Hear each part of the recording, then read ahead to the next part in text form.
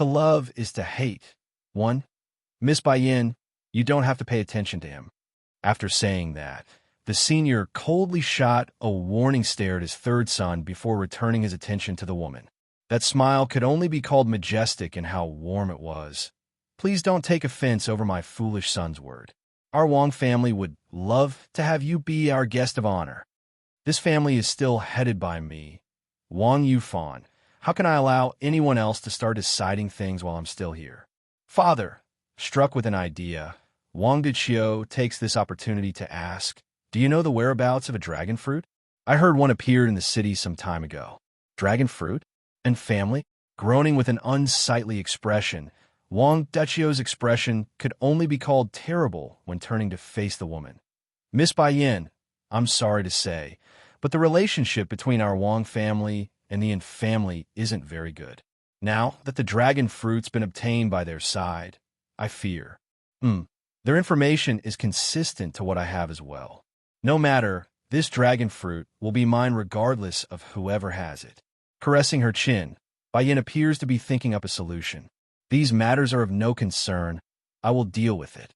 As she said that, a gleam of dangerous light seems to be beaming out of her eyes like someone ready to kill. Mother, if it's okay, can I go rest first? I'm tired.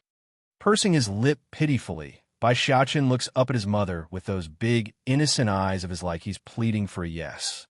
Okay, you go ahead. There's no way Bai Yin wouldn't notice the enraged gaze coming her way from the bastard. As such, she deliberately returns a smirk of her own to counter the ill intent. Unbeknownst to the others, though, that smirk only appeared somewhat gloating on the surface, but the underlying intent was that of danger and murder. If Wang Dei had pushed this even further, it's not beyond the realm of him being killed on the spot, due to his impudence. Fortunately, Bai Yan's attention span didn't last long on the man. Otherwise, that oppressive aura, invisible to all the rest, would have likely made her target wet himself already. That's how heavy it was. Visit my site cat translation to read ahead of the public releases. Father, I will also take my leave first then. Hurrying to cup his hand at the senior, Wang Dei immediately ran away with his tail behind his legs. Nevertheless, the anger and venomous gaze in his eyes said all that needs to be told.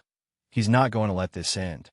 Inside the Western Wing study room, Wang Dei had only just pushed open the door when he was greeted by a middle-aged man already inside.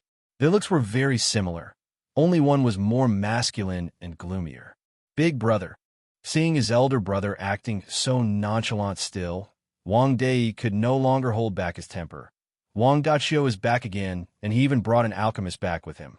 Why are you acting so calm still? We need to figure out a solution. Otherwise, he would once again get in our way.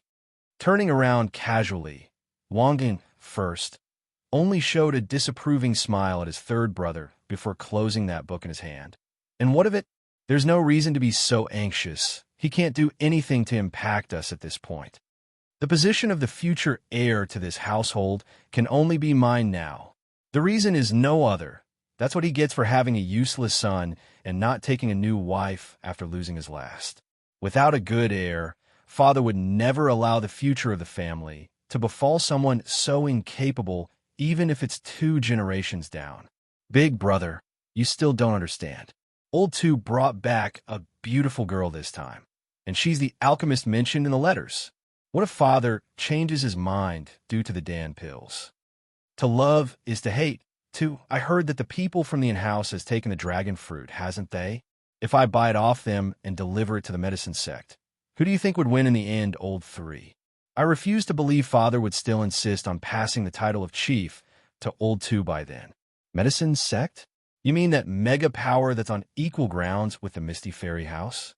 The excitement could not be contained within Wang Dei's heart, as it made him shudder all over at the wondrous news.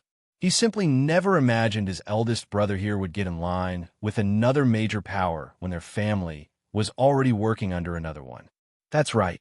Raising a smirk in his cheeky face, Wang Yin first spells out his plan.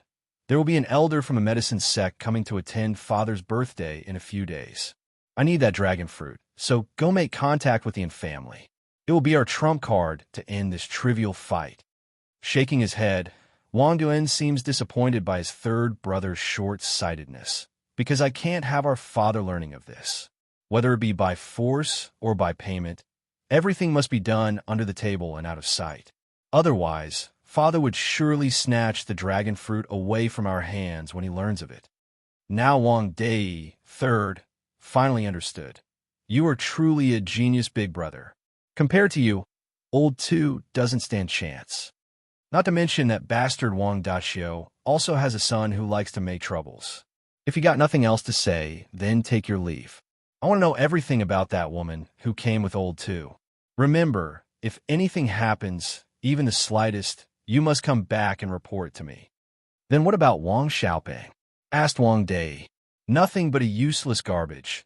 No need to waste manpower over that brat. He can't raise any storms by himself. Yes, I understand, big brother. But just when Wang Dai wanted to turn away to leave, that's when he recalled that strange kid that came with his nephew. For some reason, he's got an ominous feeling about the boy and that gaze he saw. It's too cold and too dangerous. Sadly, his moment of hesitation had cost him here because Wang Diyuan have already returned to his book. This should be fine, still just a child. If we don't need to keep tabs on Wang Xiaoping, then there shouldn't be any reason to monitor a stranger's kid. Yes, I must be overthinking this. Calming his poor heart, this youngest brother of the Wang house his worry away and went ahead, all the while not forgetting to close the door behind himself when departing. For a settlement that's not a major hub of a kingdom, the streets of this fairy city were surprisingly busy, more so than even the capital of the Luhua kingdom. Just that, it's unsure when, but the bustling crowds have all quieted for some reason. For one, they've never seen such a cute boy in all their life. To say the child was carved entirely out of a precious jade stone was no understatement. That just goes to show how adorable he was. Boss. Though the gazes weren't directed at him specifically, still, Wang Xiaoping was having trouble adjusting to this level of attention. Didn't Sister Baiyin have us go rest? Wouldn't it be bad for us to quietly sneak out on our own? Not minding the woes of his friend, Bai Xiaochen only seems interested in whatever was on his mind. Tapping his finger on his lip, Zayaping, do you know which way is to the in-house? Ugh. And family? Tangled in his voice, the chubby seems troubled and tied in his response. Boss, it can't be that you want to go there, right? Mother said she wants the dragon fruit, so I'm going to test the water. Say, Xiaoping, do you think I would be able to get the fruit by exchanging my snacks?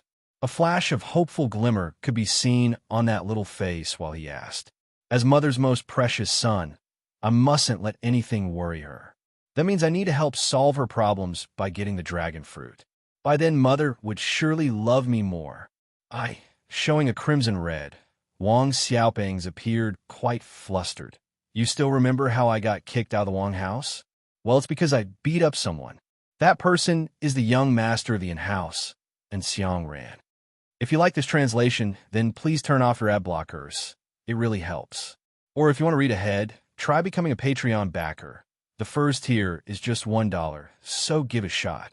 Overprotective son, too. This throbbing sensation was unsettling her to the point of wanting to escape from this place. Nevertheless, Bai Yin suppresses that inner panic away to allow the man to continue his way. Ditsong, biting her lips, she wanted to say something there only to be smothered by another pair of lips. Be good. His voice warm and soothing to her ears. I need to leave for a few days. Wait for me here, okay? This translation is only hosted on Cat Translation and Response. Bai Yin subconsciously turns away, avoiding the man's gaze like the act alone would be able to stop that emotion from spilling forward.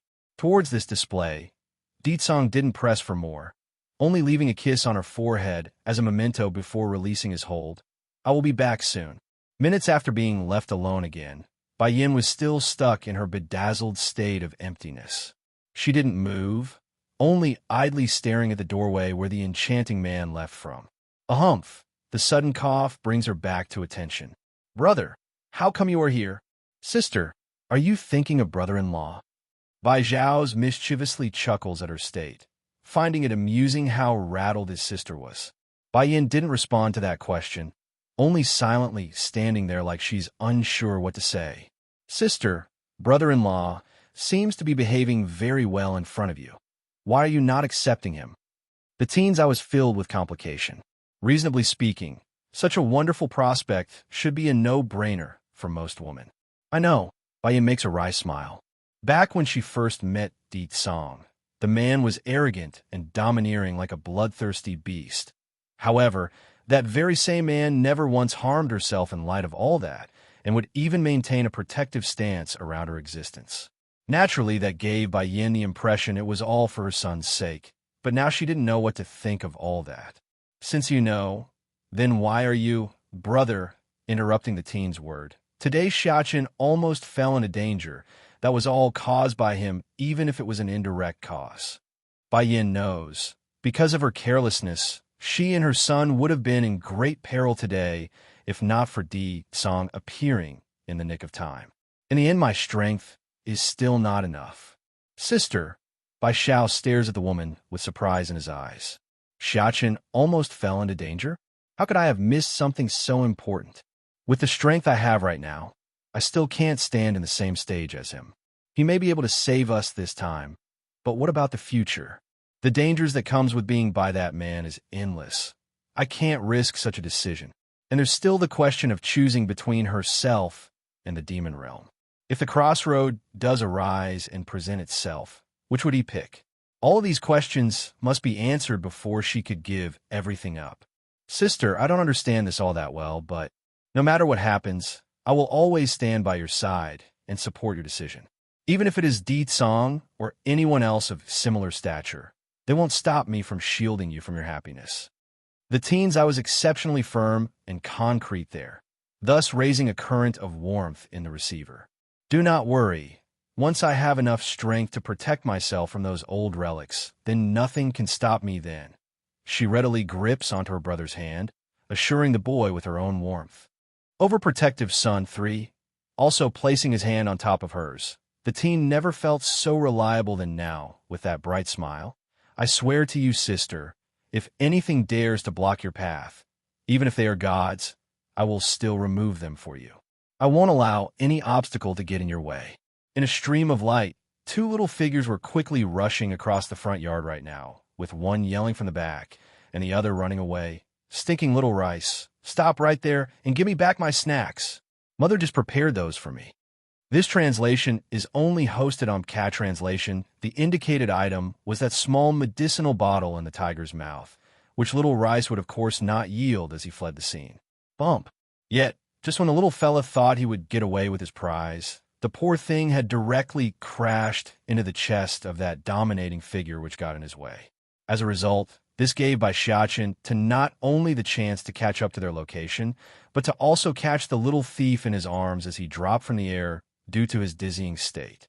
Stinking little Rice, this time I got you. Lifting the tiger up to his face, the kid makes a triumphant grunt to show his victory before looking up. Batty father, are you leaving? Slightly nodding. That's right, I'm going to visit the abyss within the demon beast forest. I will return in a few days. Glowing in his eyes over the news, the kid was somehow quite happy for some reason. Then you must come back soon, Batty father. I got something I need to tell you. What is it? Di Song asks, his voice still indifferent as ever. It's about Mother, now that finally roused his interest. Well then, I will be back soon as you wish. All right, suddenly drumming up like an exasperated steam bun, the kid then raises the dizzying tiger up at his old man. I had Annie tie up that by Ruaw to take out her soul for Little Rice, but when he ate it, he didn't get any bigger. In fact, Little Rice has been getting diarrhea non-stop. Do you know why? Di Song was silent for a while. The quality of the soul did not pass. Bai Xiaqin was literally popping his eyes in astonishment, because that could only mean Bai Ruaw's soul was too inferior, thus making his friend get indigestion. For now on, don't consume any of those inferior souls. They are useless to you. Casting a downcasting glare at the cat, Di Song gloomily warns the poor thing. Aggrieved over this, the little cat protests outright. I didn't want to eat it. It was little master here who forced me into eating Bai Ruaw's soul. It was so gross, I never want to eat another one like that in this life. Just thinking about that disgusting face of Bai Ruaw would make the tiger want to vomit. Little Rice, revealing a pang of guilt in his eyes. Bai Xiachen sounded apologetic in his following words. This time, I was wrong. In order to make up for the damage to you, I will not punish you for taking my snacks. Just hand them back over, and we can still be good friends in the future. He's a good boy who knows how to repent after learning his lesson. However, that only applies to anything outside of his snacks. Looking at the lovely face of his son, Ditsong's lip inexplicably curved into a rarely seen smile. This little guy is born of me and Yin Yin.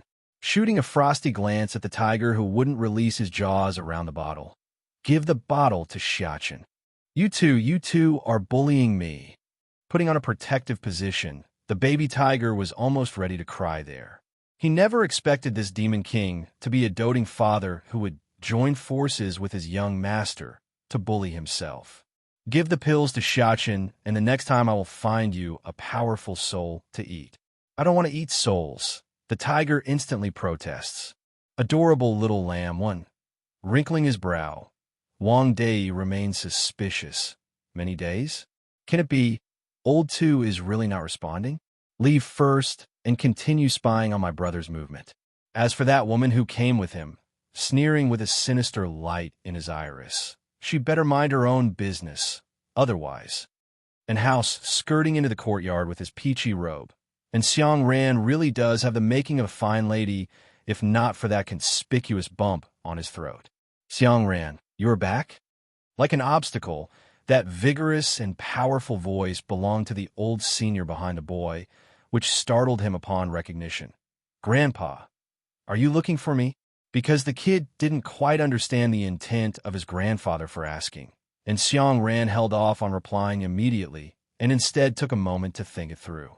That chubby from the Wang family is a tyrannical character. I'm afraid you will suffer if you get too close to him, so... Grandfather, exclaiming on the spot, the kid finally got it. I have the freedom to choose my own friends.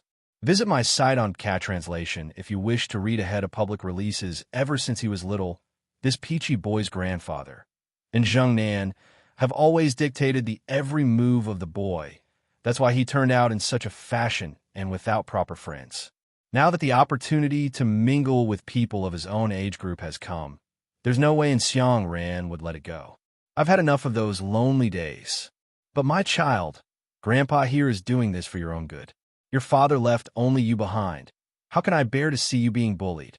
Listen to Grandpa, and don't have too much contact with those people. He really does care. That's why there's nervousness and worry in those old eyes. It's not like this grandpa wants his grandson to be lonely, just that he's afraid that the boy would suffer a lot of grievances in the pursuit of making friends. It didn't help either when the one they're talking about here was Wang Xiaoping, a child that has a long history of being physical. But before the elder could further his argument, the boy had already stamped his feet away, leaving the old grandpa full of worries in his eyes. Father, it was then a low muffled voice came from the side. Wrinkling his brows, the senior slowly shifts his gaze over to the source that was the middle-aged man standing nearby. This person was the uncle of the peachy boy, also the current chief of the in-house. Father, are you troubling yourself again for Xiang Ran's sake? Chuckling at his father's demeanor, and Zhen Ning appears to be more lax in his viewpoint. He's already old enough. We need to give him some freedom, so let him be. Otherwise, it will only be counterproductive if we be too hard. Towards his son's persuasion, the senior only smiled while shaking his head. How can I not understand such things? I just don't want him to be hurt. Zhen Ning, is something the matter in coming to find me? The story is like this. Some time ago, I managed to get my hands on a dragon fruit. Then yesterday, that third son of the Wang house sent someone to see me, claiming they wished to purchase it for double the price. I'm here to discuss the matter with you. Father, should we sell it? The third son, Wang Dei, wrinkling his forehead to the point of it becoming a prune, the elder became increasingly alarmed. You decide, but have our people be on the lookout nevertheless. No. The grandpa had only just finished making his decision when this proud, squealy voice cuts him off. But my boy, why can't we sell this dragon fruit to the Wang house? Confused by his grandson's outcry, the senior questions the boy. I say no is no. Puffing up his cheeks, the peachy boy appears to be very displeased. The dragon fruit is mine. I won't allow it to be sold to that person. Adorable little lamb, too. Because in Xiang Ran's parents died prematurely, whether it be the senior or the current chief of the in-house, both adults would pamper this peachy boy to the point of calling it spoiled. Therefore, it didn't take much at all for the grandpa to nod happily in agreement. Okay. The dragon fruit is yours, my child. Zhenning, go get it for your nephew in a bit. Okay, father. Smiling as well like his father, and Zhen Ning readily answers the request. Then what about the Wang house? Just ignore them. It's quite rare for his grandson to demand something, so there's no way this doting elder would deny it. As for that third son of the Wang house, who the heck does he think he was? At best nothing but a next-generation brat of a wealthy family. It's not like the chief of that household was making the demand himself. While all of this was occurring at the other place, Bai Yin, on the other hand, was currently enjoying herself by sipping away at the tea she prepared. Mother! Quickly following after this call was a small little hand pushing open the door. Mother! Is there something you were thinking about? Placing the teacup down, Bai Yin pulls her son up to her lap. I asked her Annie Hualuo to investigate the in-house. It shouldn't be long before she gets her hands on the dragon fruit. Mother!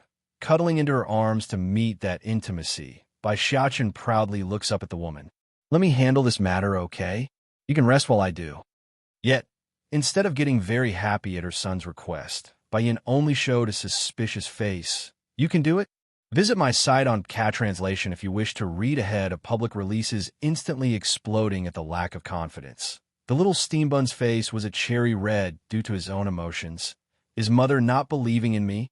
Unfortunately for the baby boy, that appearance could only be called adorable, causing the woman to sneak a peck at the next possible chance. No, of course mother would believe in my little precious boy. You are very capable, and I'm proud of my one and only son. Only then did Bai Xiaochen nestle back into those arms. I am mother's sweet little lamb. I will solve all of your problems so you can stop working so hard. I'm old enough now.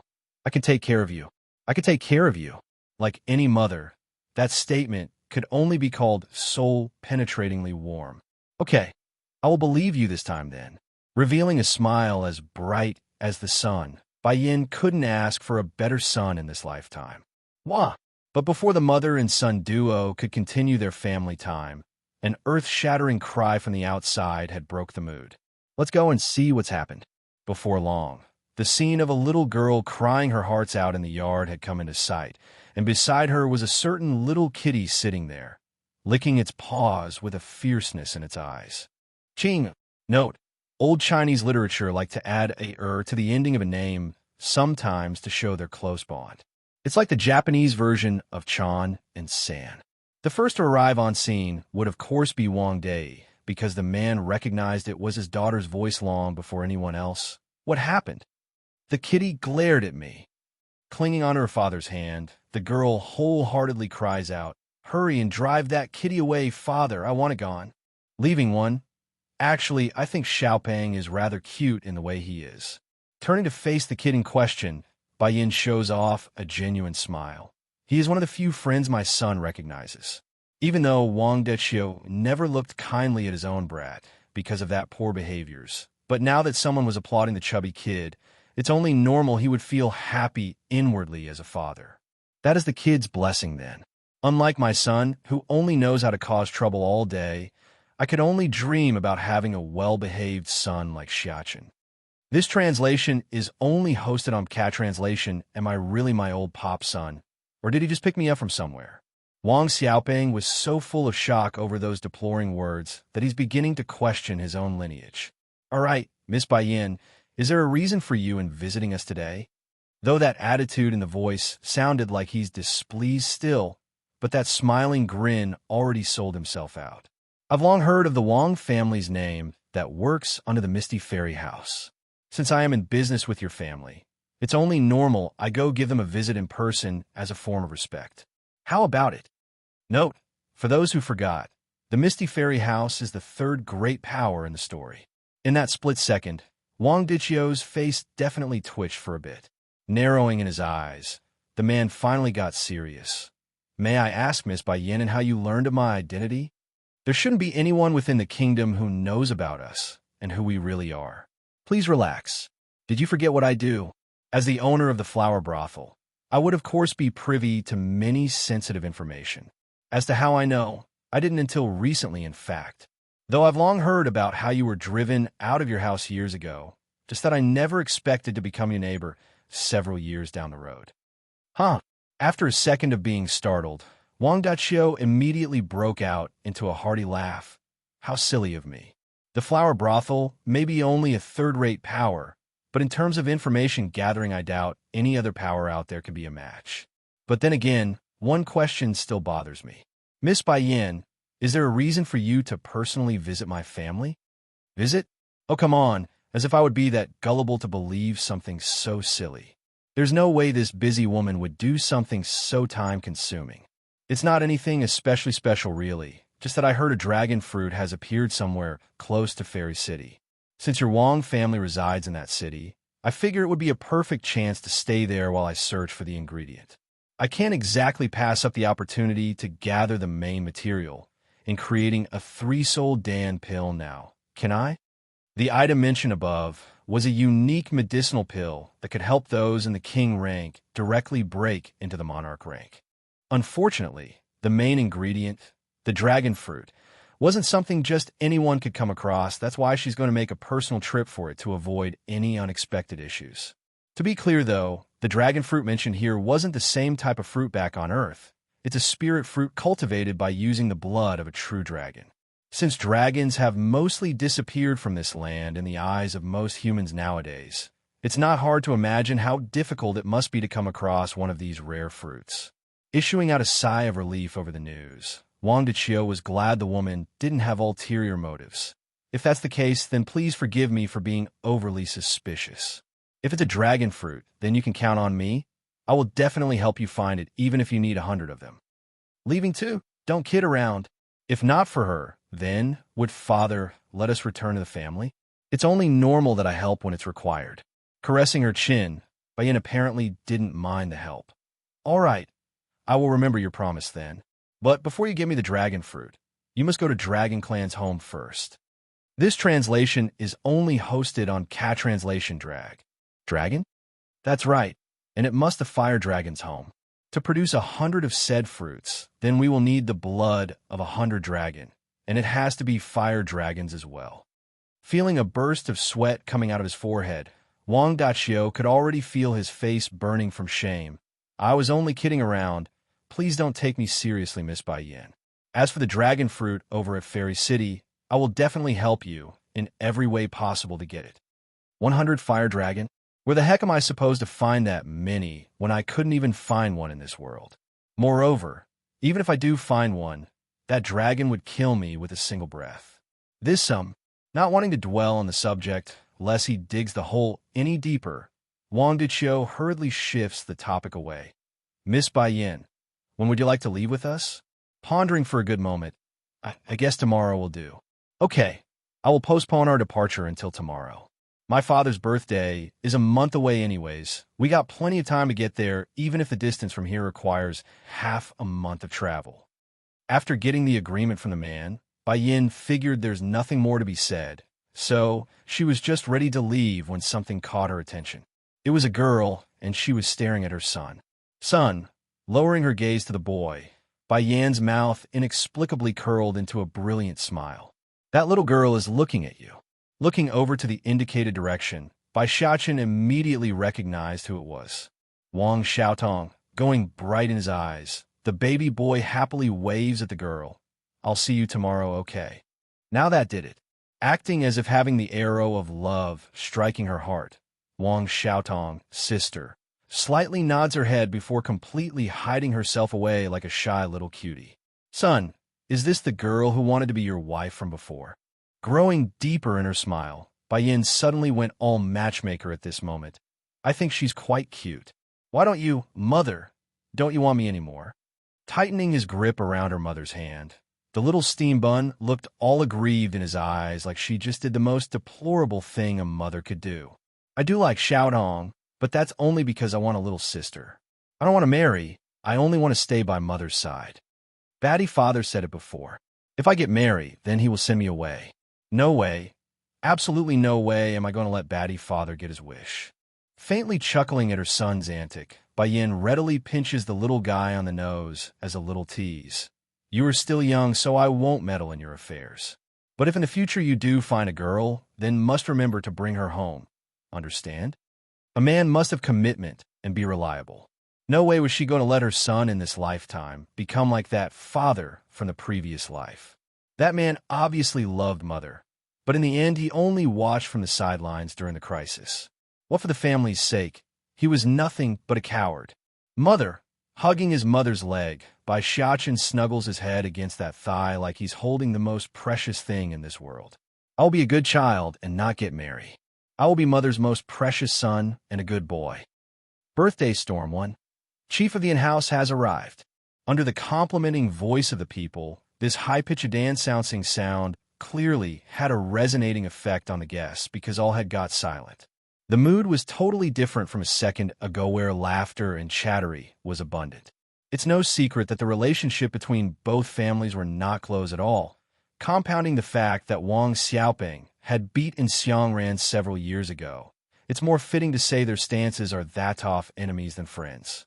So, imagine the surprise in everyone's mind to hear the family chief coming in person to the birthday banquet. Turning their heads, all attention was now placed onto the peachy boy and his uncle. While Xiangran didn't give a hoot about the extra eyes coming his way, his uncle didn't think the same, especially when he finally saw Wang Xiaoping stuffing his face onto the dining table. Chiefin, what a pleasure to have you come. Coming out from his initial shock, the senior and host for the day hurried to step forward in open arms for the unexpected guest. A humph, issuing a dry cough to clear his throat, and Zhen Ning subconsciously swept his eyes to the side where his excited nephew stood. I am here with my nephew to show him the ways and to bring a congratulatory gift as well. After saying that, he was about to let the servants bring in the said gifts. However, his nephew and Xiangran had beat him to the punch by rushing ahead for the main dining hall. Visit my site on Cat Translation if you wish to read ahead of public releases like any careless dote who didn't pay attention to his own speed. It didn't take much for the peachy boy to trip over something. Crashing hard to the floor, the delicate box inside the kid's sleeve had rolled forward, revealing the contents inside with its red radiance. Xiang ran, scared to the point of losing his spirit, and Zhen Ning could no longer care about the gift-giving. Running over himself, he hurries toe check on the boy's welfare. My boy, how are you? Did you get hurt anywhere? The man's face was full of tension and worry. I am fine. Shaking his head, the peachy boy was just ready to pick back up the box when something unexpected occurred. An unknown hand had snatched it away from him first. Gee, your in-house is too polite, giving us such valuable gifts. I will go ahead and collect it first for my father. Grinning right up to his eyes, Wang Dai's ugly smug could only be called an eyesore. How unexpected for them to use the dragon fruit as a gift. If it was normally, then we would have no choice but now. Ha! The medicine sex elder will be here soon. Wang's family old 3, and Jinning's complexion got dark. This dragon fruit belongs to my nephew and not a gift. Please return it too. He's already being quite polite there. If it was his father instead, the old pops would have directly taken action already. Chief in, a gift that is already sent cannot be returned. Don't you know any manners? Wang Dai's face was very shameless there, showing every intent to steal the fruit from its owner. Naturally, the people here today wouldn't miss the odd behavior. Lowering their voices into a whisper, the discussions could only be called humiliating for the host. What are you doing, old 3? Hurry and return the dragon fruit this instant. The grandpa roars, embarrassed to the point of wanting to dig a hole and hide in it. Leaving for receiving the Dan pill from his mother, Xiaochen had no qualms about forcing it down the fatty's throat. Naturally, Nangong Lin would be very much afraid over what he just ingested. In his panic, the fatty urgently attempts to puke it back out using his finger as a mean. Sadly, there's no way that would be possible when such amazing medicines are prone to melt upon contact with one's saliva. In the end, the only thing that ever came back out was a bucket of yellow vomit and stomach fluid. Ew, Initially, that voice still carried an intense rage, enough to frighten even an adult, but that quickly changed when Nangong Lin's iris began to hollow out into emptiness and confusion. It's as if the child just forgot his current situation during that split second. Mother, puzzled in his voice, Bai Xiachen turns to the source for an answer. Isn't the pill from Mother some sort of healing medicine? Not minding her son's doubt, Bai Yin slowly came before the prince and revealed the truth. Tell me, who are you? I am who am I? Still full of confusion in his eyes, the fatty peers up at the reddish figure without a clue to his surroundings. Remember, you are the grandson of the current king of Lu Hua, Nangong Lin. I'm going to send you back to the palace, and there you shall stay by the dowager's side while you grow up. Always keep this in mind. You won't listen to anyone's word, only your grandmother's. Nodding aimlessly, the fatty gradually responds with a certain level of understanding. Okay, I will listen to my grandmother's teaching. Very good. I will get someone to take you home now. After saying this, Bai Yin wasted no time in calling a guard from within the Lan estate to do the deed. Mother, what's wrong with him? Even more puzzled than before, Bai Xiachen makes a tug at his mother's sleeve with those puppy eyes of his. I only made him lose all of his memories, and nothing in the future would help him recover them again, faintly smiling. This is for his own good, the best ending for everyone.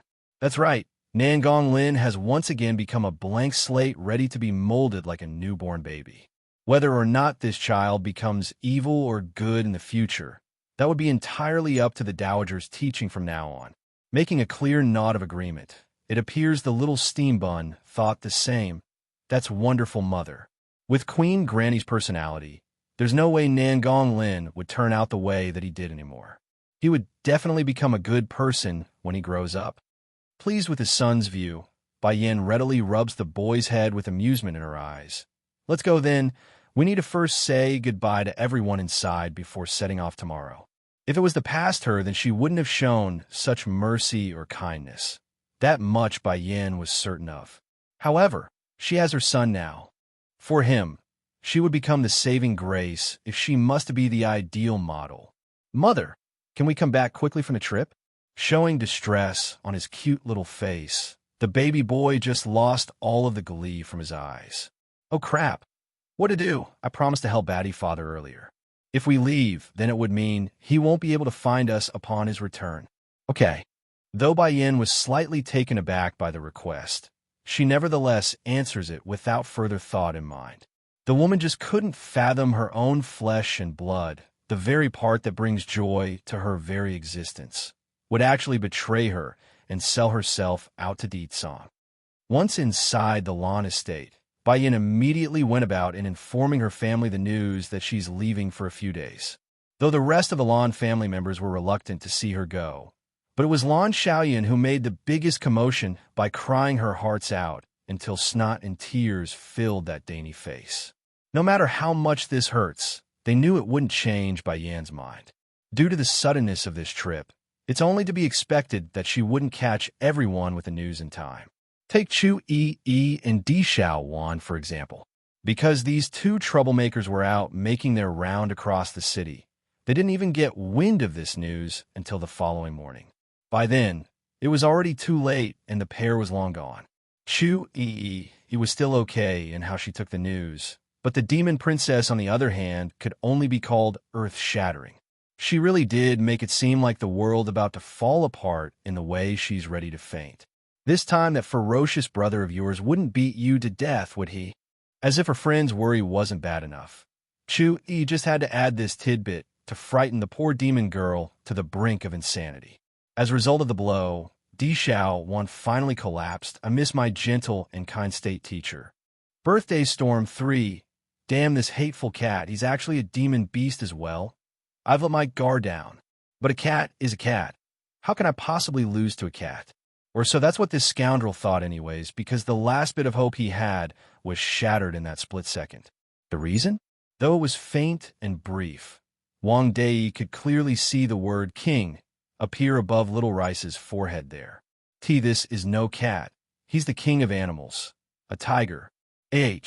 Gushing with blood from his facial wound, The severe pain causes the bastard to issue out a deafening scream. Perhaps it's a shock of how quickly things advanced, or he's just inexperienced to such events.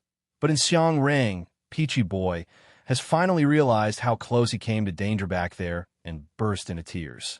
"It's okay, Xiang Ran. It's okay, Uncle is here." In one sweep of his arms, and Zhen Ning pulls his nephew into his embrace with distress clearly shown on that face. "Nothing can harm you, my boy. Uncle won't let any who dares to hurt you get away with this." Sniffling like a little wife there, and Xiang Ran peers up at the stoic figure while wiping his tears. "Uncle, that dragon fruit, I wanted to give it to my friend Bai Xiaqin." Bai Xiaqin? Lapsing out for a second there, and Zhen Ning then remembers who that name belongs to. According to his memory, that should be the boy who's been playing with his nephew recently. Is that why Xiang Ran is on good terms with Wang Xiaopin now? Just as he was thinking this, the current chief of the in-house had found his attention grabbed by that little steam bun coming over from the front. He had to admit, because of how adorable Bai Xiaqin looked from the surface, he too was having a good impression of the child at first glance. As for Wang Xiaoping, who's also coming over, well, there's nothing more to say aside from being a fat chubby who made him want to smack that boy out of reflex. Seeing his friends are here now, and Xiang Ran fidgets around like he's ashamed of himself. "I'm sorry, Xiaqin. I wanted to give you the dragon fruit today as a surprise, but I didn't think it would turn out like this." Visit my site on Cat Translation if you wish to read ahead of public releases. Rolling his eyes at the Peachy Boy's reaction, Wang Xiaoping uses a "how can you be that dumb" kind off tone in his voice. "Seriously, it's not like you don't know my third uncle's foul nature. Why would you choose such a place to bring the dragon fruit? You should have done it in private and not in such an open occasion." In the face of his newfound friend Bai Xiaqin, and Xiang Ran's tone could only be called friendly, borderline worshipping even, but against the gobsmacking chubby, his reception was as usual in his manner fusing that double sissy finger posture. For those that don't know what the author is referring to, try searching up Sailor Moon's picture. When have I and Xiang Ran ever given a gift in the shadows? If I'm going to give a gift, then it must be done in the open. If anything, it shall be me asking you about this. How can your third uncle be this shameless Xiaoping? Not missing his nephew's wording there, and Zhen Ning immediately began examining the said boy. So Xian Ran took the dragon fruit from father because of this child? "Uncle, do you remember the snow fox that I brought back a few days ago? It was Bai Xiaqin here who got it for me. He took me to MT Qinling for it." "Bai Xiaqin got it for you? Just the three of you?" And Zhen Ning was clearly surprised by this piece of information based on how wide his eyes were. Forget about himself. Even a full party of adventurers would have a difficult time returning safely, let alone bringing back a snow fox. Bai Xiaqin is really amazing, uncle. He only needed to give the word, and those demon beasts were all kneeling before us to let us go." Now that was even more shocking of a news for the man. One word is enough to make a group of demon beasts submit? Who is this boy? But if what Xiang Ran said is true, then giving out this dragon fruit is more than worth it. While the group was busy with their own revelation and chit-chat, Little Rice, on the other hand, has already finished up his mission off retrieving the dragon fruit. Wagging his tiger tail happily, he immediately runs back over to the little steam bun's side in anticipation for some pampering. Birthday Storm for Little Rice is amazing. Rubbing the tiger's head, by Zaya Kinkapi's exactly what his mother does to himself when he does something right. Sure enough, Little Rice's expression instantly showed satisfaction over that compliment. Stretching out his paws lazily, the fella hurriesto jump into the kid's arm for warmth. Mother, just as the kid finishes turning his head around, that's when he saw the reddish figure slowly strolling up to his spot. But in order to not be outdone, he also dashes forward to cling onto those extravagant legs of his own accord. "I brought you the dragon fruit, like I said. Are you happy?" Xiaqin is very good, my most favorite and capable son. Caressing the little steam bun's face, her smile could only be called motherly warm. "What sort of reward would you like?" "Mother's the best reward I can get. But if you must, I want mo thirdo, give me hugs and kisses." Looking up with hopeful eyes, the boy clearly wanted her to do just that. Visit my site on Cat Translation if you wish to read ahead of public releases. Oh, my sweetheart, my precious baby. Bayan was full of joy as she picked up the child to smother him with kisses. It's as if no matter how many times she did so, it was not enough. Look at them, and look at yourself, you damn brat. Seeing how warmly the pair was acting, Wang Deqiu could only squint his eyes with jealousy. Why can't you say something nice to your old man here and make me happy? Wang Xiaoping was dumbfounded because he already tried that before by copying his friend there. Now, he's blaming me for not being sweet in my tongue? Like his grandson, Wang Yufan also sighed right now. Why is it that other families' children and grandchild are always better? So behaved and smart. Totally different from the troublesome bunch behave here. Grunting hard as he attempts to climb back up from the ground, Wang Dei's eyes were dangerously sharp in his ragged state. Miss Bayan, I advise you to give me the dragon fruit. No one can protect you if you provoke the medicine sect. Medicine sect?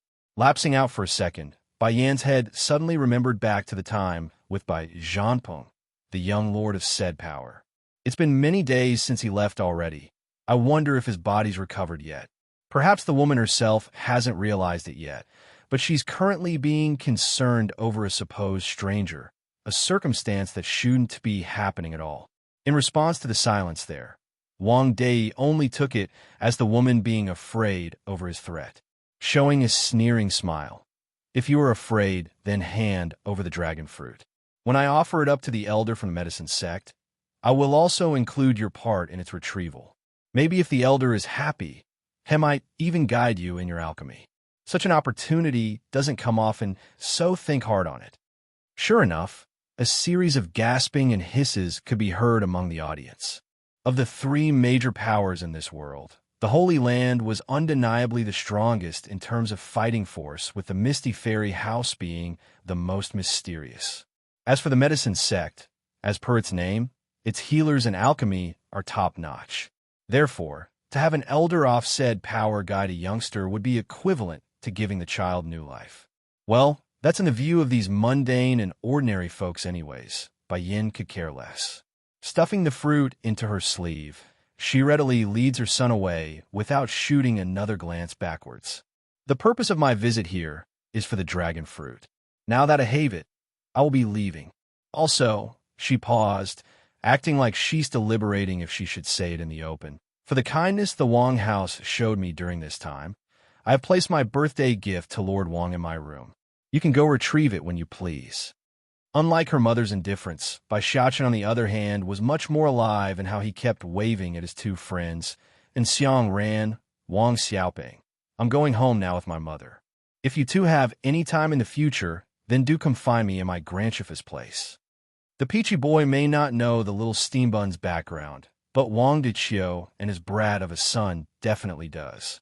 That's why Wang Xiaoping's eyes were a brilliant star upon hearing the invitation. Okay, Xiaochen, I will definitely come visit you at your grandchief's place. Between your grandchief's home and the Misty Fairy house, I wonder which is better. Elder of the medicine sect, one, he. Wiping the trickle of blood from the corner of his mouth, Wang Dei fires a sinister glare at his older brother. Old too. Is this the way you taught your son? Not only does he turn on his own, he also dares to speak such conceited words. You shut up, Wang Deqiu snapped. My son doesn't need you to discipline him. All right, very well. Snickering with contempt, the scoundrel issues out a laugh bordering on the line of madness. Old too. Don't say I didn't warn you. It's you who wouldn't listen, so it's not me who didn't take into consideration for our brotherhood. In response, Wang Din first promptly shot an expressionless look over to Bayan's location. Someone come, stop these two this second. No one is allowed to take a step out of the Wang house without my order. In an instant, large numbers of men from all angles had come running out from their hiding spots, thus surrounding the mother and son pair in a circling formation. Outrageous! I am the master of this home. All of you stand down. Pointing at his eldest son, the old grandpa actually turned blue from the extreme level of disbelief coursing through his veins. You are already old, father. It's time you step down from your position. I had intended to wait until I gave the medicine sect the dragon fruit before doing this, but you left me no choice. This is for the sake of the family. If we continue with your stubbornness, then it would eventually lead to the end of our great house. Wang Diyuan's voice sounded very determined, like he's prepared for the worst. I'm only doing this for everyone. If our family continues on this path, then it's just a matter of time before our destruction comes to pass. Yet this old, stubborn fool doesn't seek help, only letting things continue in this downward slope. Under the light blue sky, Baiyin slowly stopped in her steps, allowing the wind to blow against her crimson dress and sardonic smile. Do you people really think that with only this much is enough to stop me? After saying that, the air around the woman's body suddenly became a biting cold. Visit my site on Cat Translation if you wish to read ahead of public releases as the #1 priority. They must stop Baiyin from leaving, lest they want to be considered liars to the expected elder from the medicine sect. But urgency was one thing. It doesn't mean one has to be rash in their actions. As a calm and stable person, Wang Din didn't move right away, only examining the woman for details. This woman is not weak. Without father's support, would the men we have here be able to stop her? In any case, what's done is done. There's no going back now. The dragon fruit must be ours this time. Otherwise, we won't be able to explain ourselves in a bit. All of you go attack. Raising his hand, Wang Dian calmly gave the order. What a moron! Filled with contempt, Wang Deqiu's face was filled with ridicule at his two brothers' idiotic arrangement. Come here, son. Let's watch how they will make their own ending. Because he never bothered to restrain his voice when saying that, it meant everyone in the dining hall was able to clearly hear it. While Wang Di, third, appeared disgruntled and annoyed by his second brother's antic, the eldest brother Wang Yun, on the other hand, remains unchanged and watched on as his men moved in. Elder of the medicine sect, to uncle, tightly pulling against Zhen Ning's hand, the peachy boy revealed a touch of rosy anger from his face as he made his case. These people are too horrible. Can you go help my friend? Xiang ran. This is related to the medicine sect, though. The man clearly sounded hesitant. Unlike the Wang house, who has the misty fairy house backing them from behind, their house might not be able to bear the consequences if they do offend such a power. That's why he's not stepping in. I don't care. You have to help Xiachen and his mother. If you don't help them, then I will, giving a thorough stomp of his feet, and Xiang Ran makes his final move, I will leave home and never return. Towards his nephew's unreasonable demand, and Zhen Ning could only make a helpless smile. That's what happens when this little guy is his brother's only son and the old pop's precious little sweet boy. But just as this man wanted to speak out to intervene, the reddish figure standing in the middle of the encirclement had made her move first.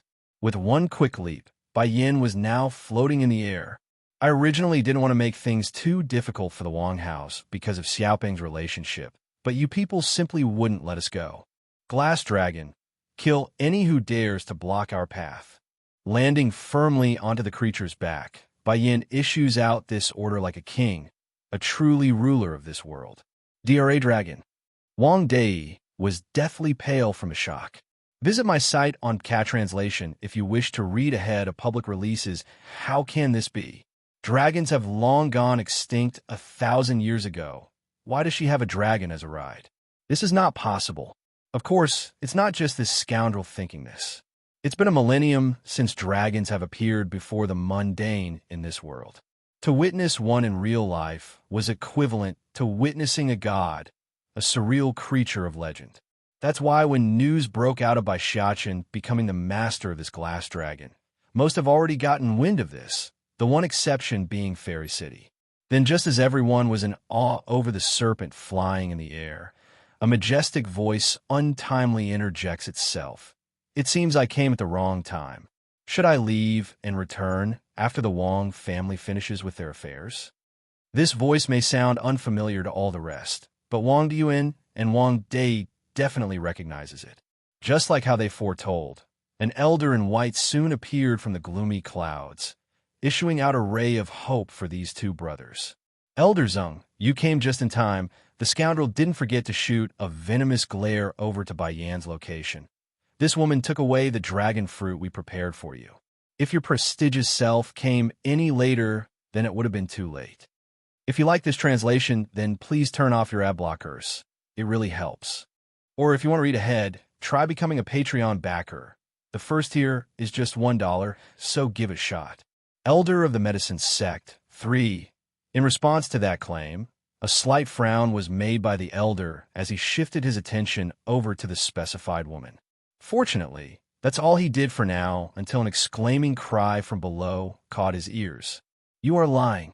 Before the hesitant man could stop his nephew from blurting more careless words in this situation, the peachy boy had already rushed forward to point directly at Wang Dei using his iconic sissy finger posture. "The dragon fruit is mine. I can give it to whoever I please. Who do you think you are? You little twerp, get the fuck out of here." Wang Dei snapped. "If not for this blasted little brat, then the fruit would have been mine long ago." And Zhen Ning didn't want to get involved before because of all those aforementioned reasons. But now to hear someone scolding his precious nephew in front of his face, it's time he got serious too. So, is the medicine sect the same as the Wang family, robbing others of their possession? This dragon fruit belongs to our house, and it is my nephew's wish to gift it to his friend by Xiachen over there. Everyone here saw it with their own eyes. Or could it be the medicine sect wants to ignore the opinions of the world and do as they please? Naturally, Elder Zing wouldn't worry about the mouths of others when it's of such importance to himself. However, that doesn't mean his superior, the sect leader, would turn a blind eye to such tarnishing matters. It's a surety that he'd be expelled if words got out. "Girl," the elder's tone softens up, "this dragon fruit is for refining a 7th-grade medicinal pill used for breakthrough. Aside from that, it's mostly useless for anything else. I suggest you give it up so I can put it to better use." This wasn't the senior looking down upon by Yin, but rather it's her age that made him think this way. It requires extreme talent and time to reach such high levels in one's alchemy, and the woman there didn't seem to meet any of the criteria. "Girl, don't be too hasty in rejecting me just yet." Not getting mad either. The elder only showed a faint smile like he's confident to win her over. "I can see you cherish the dragon fruit greatly as well. That must mean you are an alchemist yourself. How about this? If you give me the fruit, then I will help reserve a spot inside the medicine sect for you." Surely a great opportunity like this is better than a fruit that's of no use to you right now. As the most sacred of places for all alchemists in this world, it's well known that the greatest of this profession are part of this power. As to the rest in the wild, they are merely considered half-ass. Visit my site on Cat Translation if you wish to read ahead of public releases. Sure enough, everyone present were shooting looks of envy at Bai Yin after hearing this proposal. The only exception being Wang Dei and his eldest brother, who displayed raging hate. It should have been us who was supposed to be rewarded. Now it taken by this woman, old grandpa. The one speaking was soft and cuddly. "My mother already said she's not interested. Why are you still clinging on to my mother so persistently? Aren't you ashamed?" Towards the insult, Elder Zheng's complexion definitely grew darker with a tinge of anger slowly seeping up from his eyes. "Girl, I am advising you out of consideration. If you pass up on this opportunity, then there won't be another chance in the future." Now, there's no way Wang Dei could stay idle upon seeing his coveted item leaving before his very eyes. Roaring out with hate seething through his teeth. "No, you cannot leave. Elder Zeng, you mustn't let this woman leave. If she does, then there won't be another chance to take the dragon fruit." So what if she rides a dragon? Dragons have long disappeared for a millennium. There's no way a single serpent could outdo a magnificent power like the medicine sect. "You shut up, elder of the medicine sect." For the elder was filled with angry steam in his belly over the idiotic man's statement. "I wouldn't even bother to come if these bastards had made it clear before. Robbing the dragon fruit. Humph, they may be fine with ruining their reputation, but I'm not. I won't ruin my status within my sect just for their sake." But apparently the scoundrel still hasn't gotten it at this point, so his eldest brother had to stop him with a warning glare from the side. "Miss Bai Yin, you can leave now." Pressing down his inner anger, Wang Din unwillingly closes his mouth. "But now I don't want to go anymore." Currently leaning against the dragon's horn, Bai Yan's reply carried a somewhat playful tone, like she's toying with them. Gently stroking her son's hair, a stream of cold gleam explodes out of the woman's eye. Your Wang family almost scared my son. Shouldn't you give me an explanation for that? Don't push your luck, Bai Yan. My Wang house isn't some pushover. We are the Misty Fairy House's gatekeeper. Bursting with flair from his body, the scoundrel wanted to lash out only to have the back of his head whacked by something. Father, enough! Wang Yufan was shuddering all over from the indignation of having his sons overstep him. Have you not embarrassed our family enough already? Go back inside this instant. Without my order, you're not allowed to leave the manor.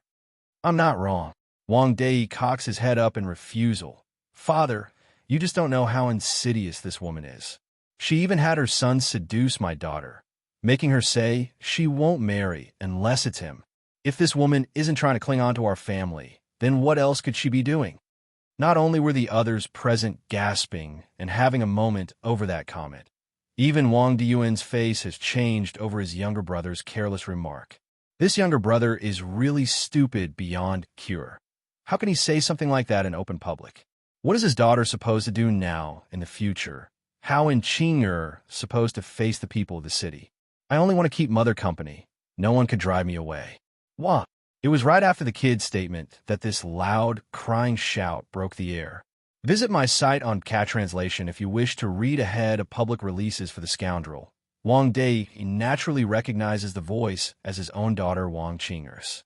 But when his mouth opened in an attempt to soothe that aching girl, he stopped midway for some reason. I don't look good. Raising her teary face, Wang Qing'er asks with hurt all over that voice. In response, Bai Xiaochen only nodded without a word after shooting a look at the weeping girl. If it was any other person, then the kid would have perhaps changed his wording out of consideration. But that's what happens. She bullied Little Rice. For that reason, he won't forgive her. You're speaking nonsense. Wang Qing'er stomps her feet in a fit. I am far better looking than Wang Xiaotong, and I am also better than your mother. She is nothing but an old woman. How can she compare with my youth? All things have a sore spot. This includes a little fox as well. For Bai Xiaochen, his mother would be the sore spot.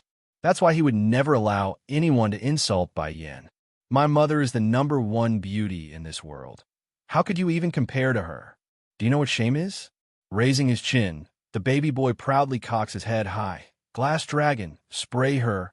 That's what she gets for insulting my mother. In a deafening roar, the dragon's intimidating eyes immediately focuses in on the mentioned girl, sending her tumbling backwards until she came to a fall. And if that wasn't enough, the creature went ahead to spew a ball of flame out at the girl who had her eyes popping with horror. To love is to hate, for I'll go. And Xiang Ran's eyes suddenly went bright. Wang Xiaoping is a road blind. He doesn't know the way. I will take you to Qinling, the closest mountain range we have here. Even though the demon beasts of the Qinling Mountains are not as good as the ones from the abyss, they're nevertheless still passable. Hence the reason why the baby boy would choose such a terrain so close to the city. Success. Turning around to wink at his chubby friend, Bai Xiaochen knew he's got it now. Wang Xiaoping may be unwilling to tag along with this sissy boy, but emotions aside, the kid knew he couldn't start throwing a fit right now. Nightfall. Quietly standing outside the door, Bai Yan had to wait a good while before she could take sight on a certain little figure running her way.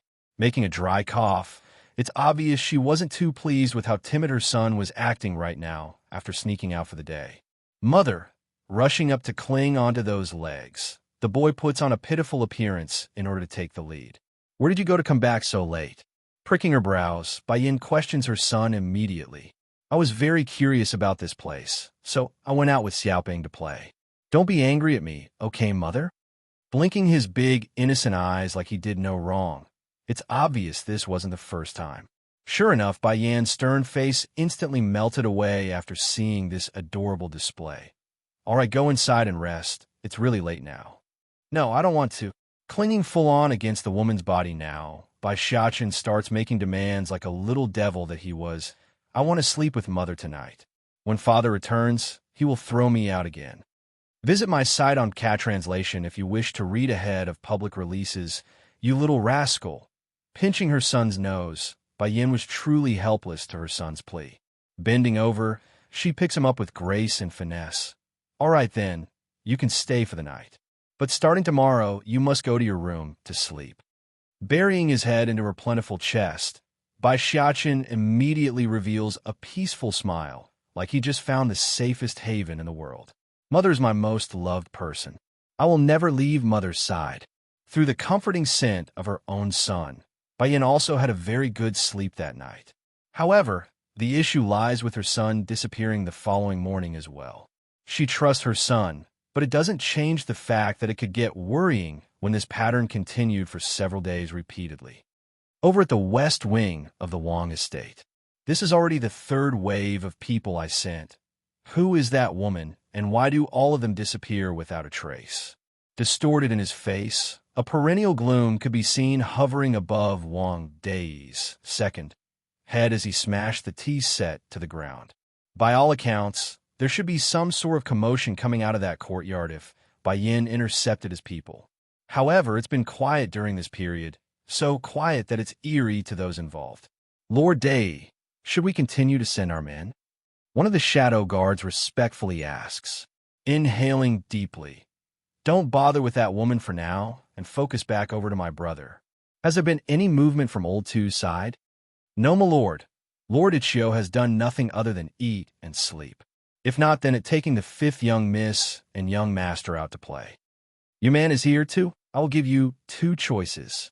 First being Wang Diyuan and Wang Dai must leave the Wang house, never to return to Fairy City again.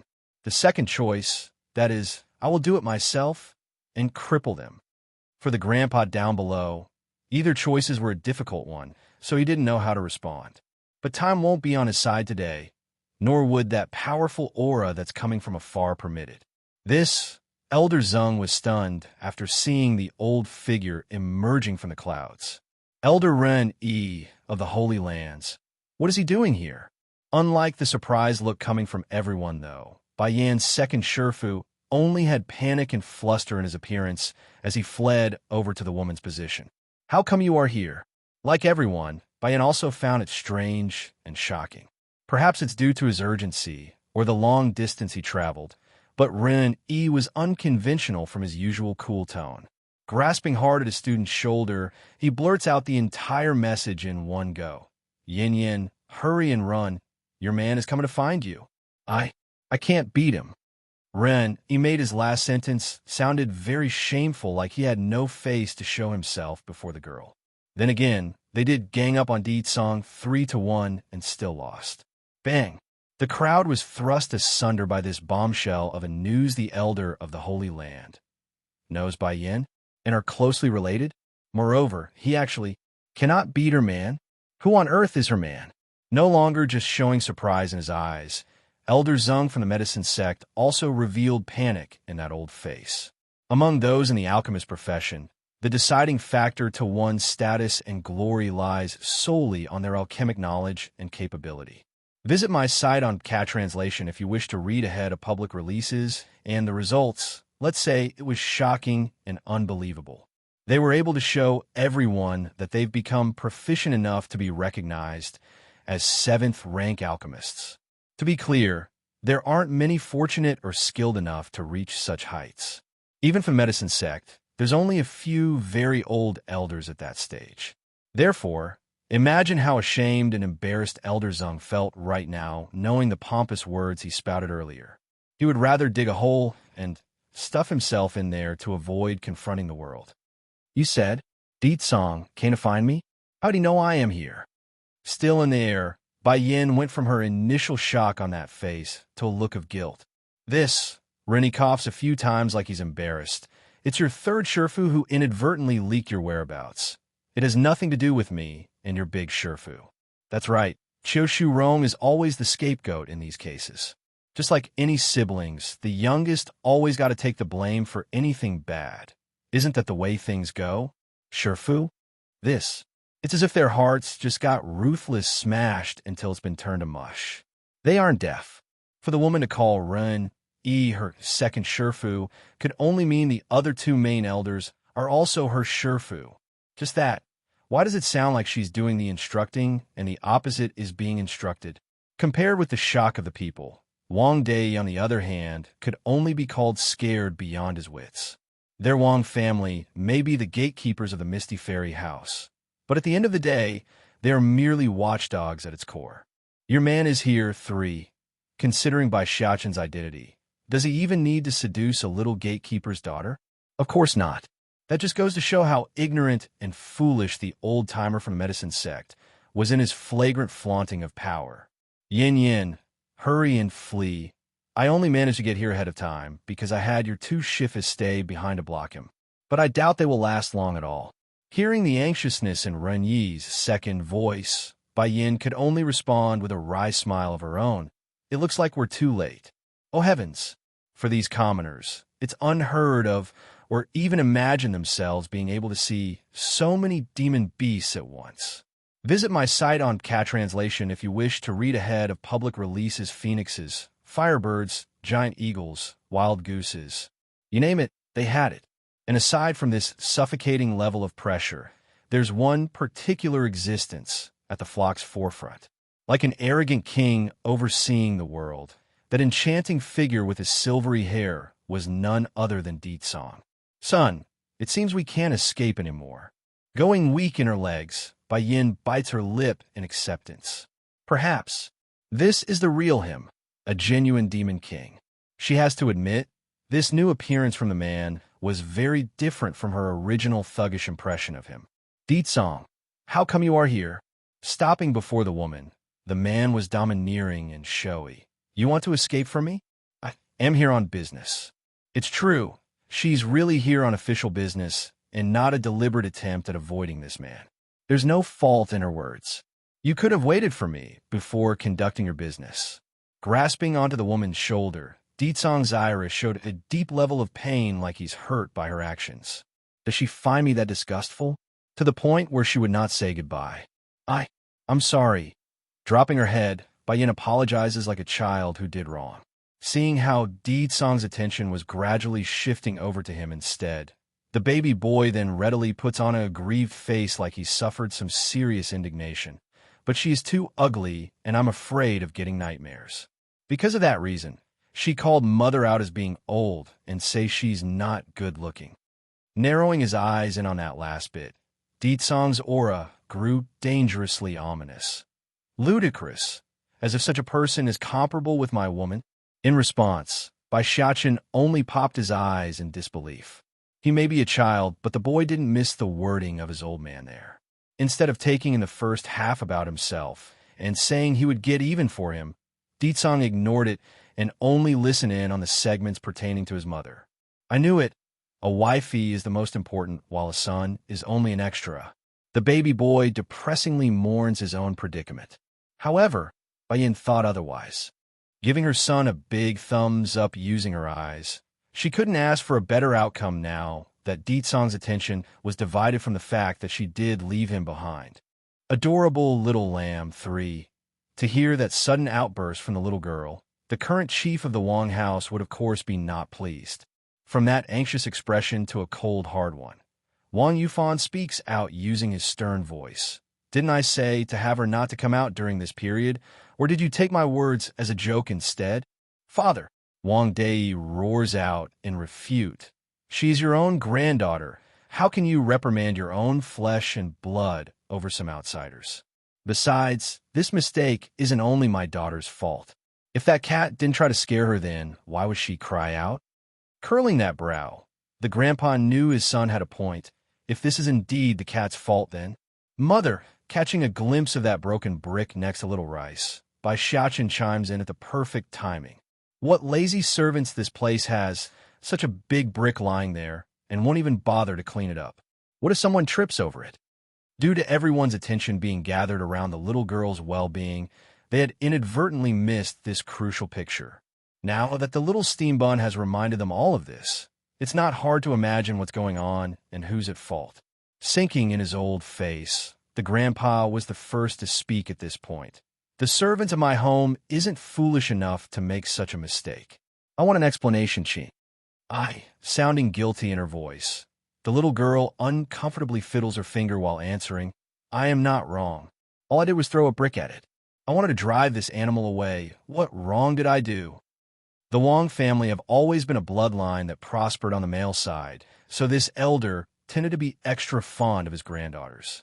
Therefore, to hear something like this directly from the girl herself, it's not hard to imagine how disappointed Wang Yufan was in his old eyes. Jing'er, I'm so disappointed in you. Back then it was you, my child, who provoked that demon beast. That's why it scratched you in the end. Now you want to repeat the same mistake. Shaking his old head, the grandpa sighs helplessly. Old 3, take your daughter back to her room and make sure she doesn't step out of the door. Visit my site on Cat Translation if you wish to read ahead of public releases. As resentful as he was over this, Wang Dei could do nothing right now and decides to leave.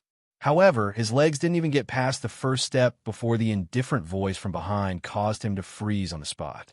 Did I say you can leave? Enraged to the point of wanting to erupt, Wang Dei instantly turns around with fire in his eyes. And what do you plan to do about it? Miss Baiyan, I'm only letting this slide out of respect for your status as an alchemist.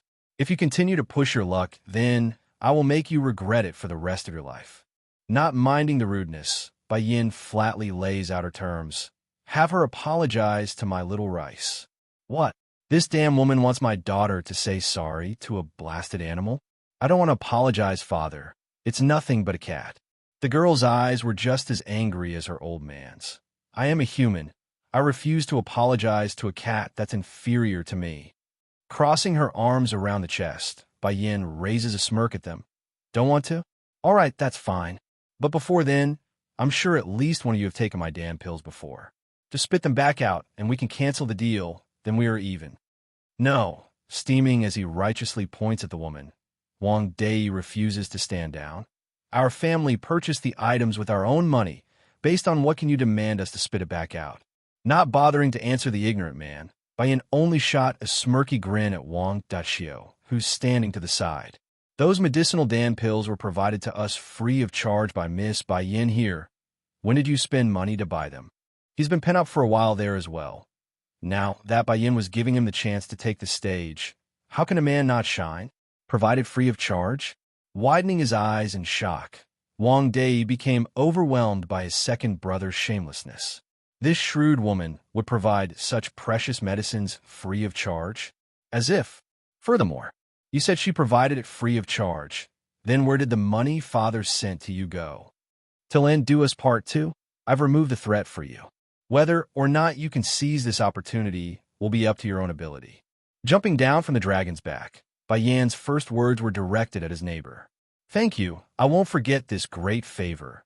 Wang Dechio's wording sounded sincere and honest as he nodded in gratitude. You don't have to thank me. We are in a cooperative relationship, so it's mutually beneficial. What's more? Pausing for a minute, Baiyan went ahead to rub the chubby's head. I also like this child a lot. In response, the father could only twitch in the corner of his mouth. How is this brat likable? How come I never see that? Miss Baiyan, showing a flattering smile. For what I know about you, people like my brothers shouldn't be able to get past your keen sights. They're not the type to stay put after being driven out of the household. Hearing those warning words, Baiyan only smiled to give the man a wink. Take a guess, why don't you? Shouldn't we settle our own scores first before worrying about others? Ditsong's voice sounded like he wanted to bite down at that tender flesh like a grouchy sour pouch. But before anyone could respond or stop this, the couple had suddenly disappeared from the spot following a quick breeze from out of nowhere. Visit my site on Cat Translation if you wish to read ahead of public releases for this reason. The baby boy could only pop his eyes dumbfoundedly. I got left behind again. Batty father, mother, wait for me. Looking all aggrieved in his cute little face, Bai Xiachen immediately wanted to give chase. However, that wasn't meant to be because one of the giant eagles had untimely swooped down from above, blocking the boy's path as a result. Highness, you can't go. Steaming in his demeanor, Bai Xiachen protests with tears seeping out the corner of his eye. That baddie stole my mother. That is my mother. Highness, the king said he will come pick you up tomorrow, so you can't disturb them for now. This is the king's order. Sire's order is too cruel. Look how devastated the little prince is right now. Little Highness, don't say any more. I want to be alone, so don't bother me. Sniffling his cute little nose, Bai Xiaqin turns his back on the eagle and begins squatting there like he's scribbling something on the ground. Talk about a sad picture. Oh, my poor little boy, wiping the old tears from his face. Rennie looked as distressed as the boy himself. Unbeknownst to everyone else, though, Bai Xiaqin was in fact currently writing some circles in order to curse at Di Song. Not because he's grieving over the fact that he's been left behind. That evil baddie, does he think he can toss me away just like that? I will forever keep clinging on a mother, so he won't get another chance like this. Meanwhile, over at another location, Di Song had only just finished pushing down at the woman underneath himself. He wanted more than just the kiss he's imposing on those lips. He wanted to invade that body and that heart. Di Song, Bai Yin was angry as she attempts to push away that ill-behaving hand beneath her thighs. Did you forget the promise you made with me? But Di Song did not listen, only pushing harder to kiss on her forehead for some reason. Then, just as the woman thought the chance was here to free herself, an explosive sting suddenly came swarming in her head, causing a flood of memories to come flooding out like it's about to be blown apart. Till end do us part 3. The scene's a chaotic battlefield with the sky illuminated using the blood of two opposing forces. Yin Yin, go back with me, okay? The one speaking was an almost surreal fairy-like man, peerless and divine. He's the avatar of all that was good in this world. This man, who is he? I've already planned to leave with him. Just leave us. Her eyes were filled with astonishment as the scene shifted to another battlefield where another woman stood at the forefront. Why does this woman look so similar to me? Wait, to be more accurate, aside from the clothes on that body, what she's witnessing was a woman who had the voice and appearance consistent to her own. Then there's that man beside the woman. Though the face was blurred out as well, Bai Yin could immediately recognize who it was. Di Song. That's right, aside from this man. Who else could produce such a domineering and arrogant aura? Why would Di Song appear in my mind? Yin Yin, have you really chosen him? The fairy-like man was full of sadness when he spoke. You and him are destined to not end well, nor are those people willing to let you go for this. Visit my site on Cat Translation if you wish to read ahead of public releases. I thought you would understand this better than anyone else. Ever since you've forsaken me for the sake of the world, we are doomed to be on opposing ends. But he's not the same as you. I don't care. Until the end, I will stay by his side till death do us part. Bang! It was directly after that speech that Bai Yan's consciousness was thrust into a spiral spin, bursting the illusion and bringing her back to reality. What did you do to me? Faintly white in the face over the extreme emotions coursing through her veins, the woman's first reaction was to ask the man lying above herself. This translation is only hosted on Cat Translation. Why did I see such a picture in my head? Contract. Di Song showers her with a devious grin. I've contracted you. No matter where you go from now on, I will be able to bring you back to my side using it. Aghast by that answer, Bai Yan's complexion instantly changed. I didn't get my agreement, yet you forced me into a contract? You're crazy. This man is really crazy. He actually used such methods to tie me down. Di Song, I am very serious in what I'm about to ask you, so answer me honestly. Releasing her already frowning face, Bai Yin turns stern and serious. Ask away, the man readily answers. Who are you? She has a lot of questions, and many pertains to that scene from earlier, especially the part where Di Song appeared. I am your husband, your son, and your future daughter's father, your parents' son-in-law, your brother's brother-in-law. What else do you want to know? I will answer them all one by one. If you like this translation, then please turn off your ad blockers. It really helps. Or if you want to read ahead, try becoming a Patreon backer. The first tier is just $1, so give it a shot. Picked up a teenager. 1. Bai Yan's heart shuddered, allowing her eyes to close and letting that blood-ridden scene to reappear before herself. It's too real. Obviously, she was watching this from a bystander's perspective, but the emotions, the pain, the warmth from their hands touching till the end, everything was so real that it hurts. Shooting her eyes open again and returning herself back to reality, Bai Yin confronts the person from above. Di Song, can I really believe in you? You can believe in me wholeheartedly. Fine, I will trust you just this once. But if you forsake me, I won't let you go. Maybe it was for the previous throbbing, or the scene she saw in that flood of memory. Then Yin Yin, when will you return to the demon realm with me? All smiles from that handsome face. Di Song gently combs through the woman's hair in anticipation of the answer. Rubbing her chin, the woman puts on a contemplating appearance. I said I would only believe in you. I never said anything about marrying you just yet. Then when are you willing to marry me? Humph. That will depend entirely on your performance. Blinking all innocently like her very own son, Bai Yan's playful look right there, and then was intoxicating. Visit my site on Cat Translation if you wish to read ahead of public releases as a result of that careless seduction. Di Song could no longer hold himself back. Leaning down again with his overwhelming self, he reignites the burning flame from within. Then I will let you see my performance now. But that's not going to do with the woman. Turning sharp in those irises, Bai Yan's temperament suddenly got cold and distant. Di Song, if you touch me again before I fall in love with you, then I promise I will never love you again in this lifetime.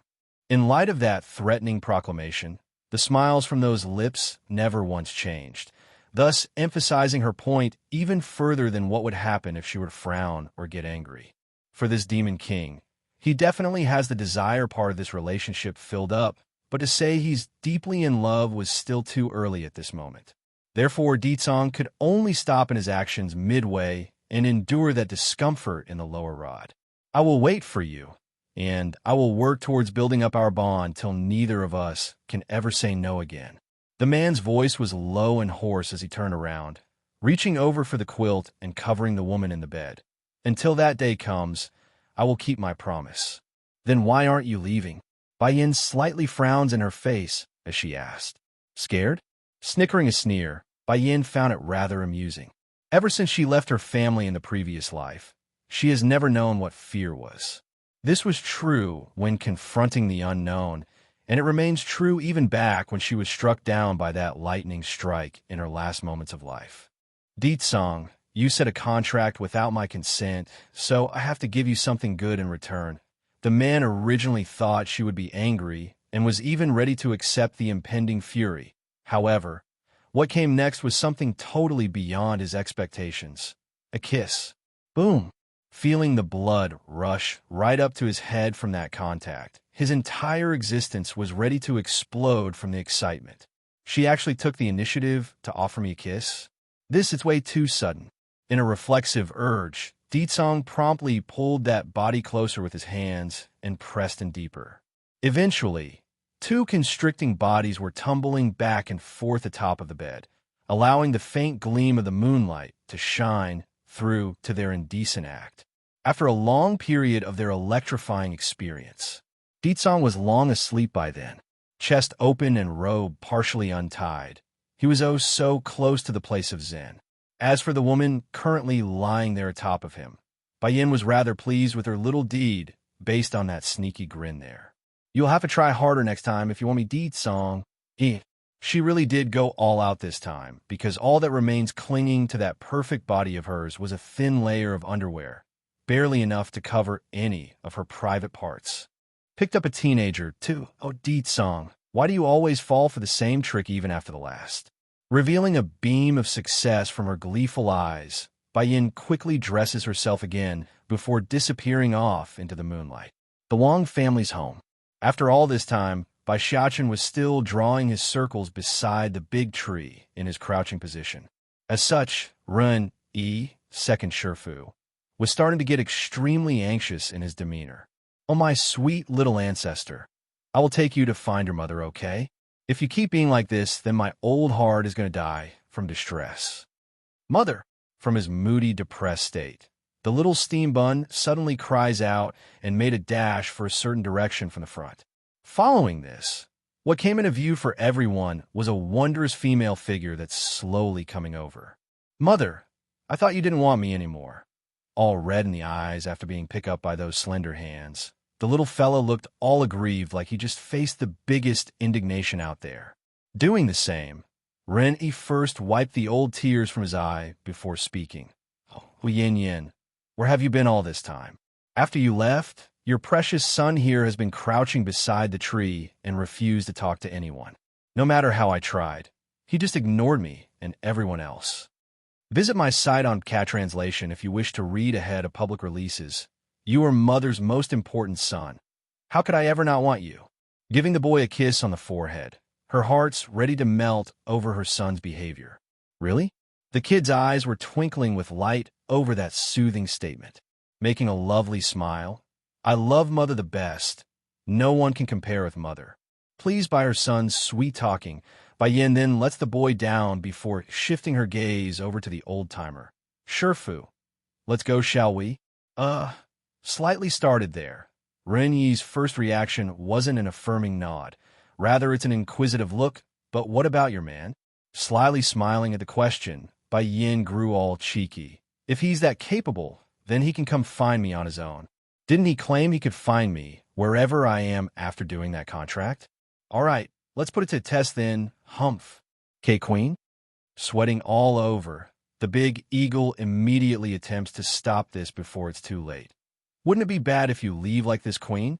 What if the king finds out afterwards?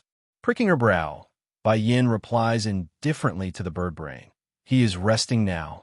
Besides, I never intended to let him know to begin with, so don't go bothering him. But, the muttering of the eagle finally irked the little steam bun. Can't you understand what my mother is saying? Turning dark in his cute little face, Bai Xiaochen narrows in his threatening eye at the ignorant fool. Little Highness, Bai Xiaochen was an overprotective mother fanatic, hence the reason why he wouldn't allow anyone to defy Bai Yan's order. My mother is always right, and no one is allowed to stop her. Sure enough, panic swiftly arose from the eagle's heart. Hurrying to lower his head, Yes, Highness. Now that's a good bird, patting the eagle on the head like it's a pet. If you are obedient, then I will speak good stuff about you in front of Batty Father. And if you're afraid of being blamed, you could just say mother, and I won't come home if he blames the innocent. Picked up a teenager, 3. The giant eagle really was scared now. Though the kid's threat was childish and enough to make him twitch all over due to the ridiculousness of it all, he's still only just a small timer in the eyes of these people. Let's go. Pulling her son's hand along, Bai Yin didn't forget to pick up the baby tiger with her other hand before jumping up the dragon's back. Sure, Fu. Come quickly. If we are late, then Deet Song is going to catch up to us. Oh, yes, I'm coming. Without a second thought, Ren-yi instantly faded from his spot and reappeared on the dragon's back as well. As for the giant eagle tasked with watching over the boy, he figured it's still better if he reported this to the king. Therefore, the bird wasted no time in flapping his chicken wings over to the location where Deet Song's aura was hovering. However, just when he's about to push open the door in question, Bai Yan's word from earlier suddenly popped up in his mind again, thus stopping his movement in the last minute.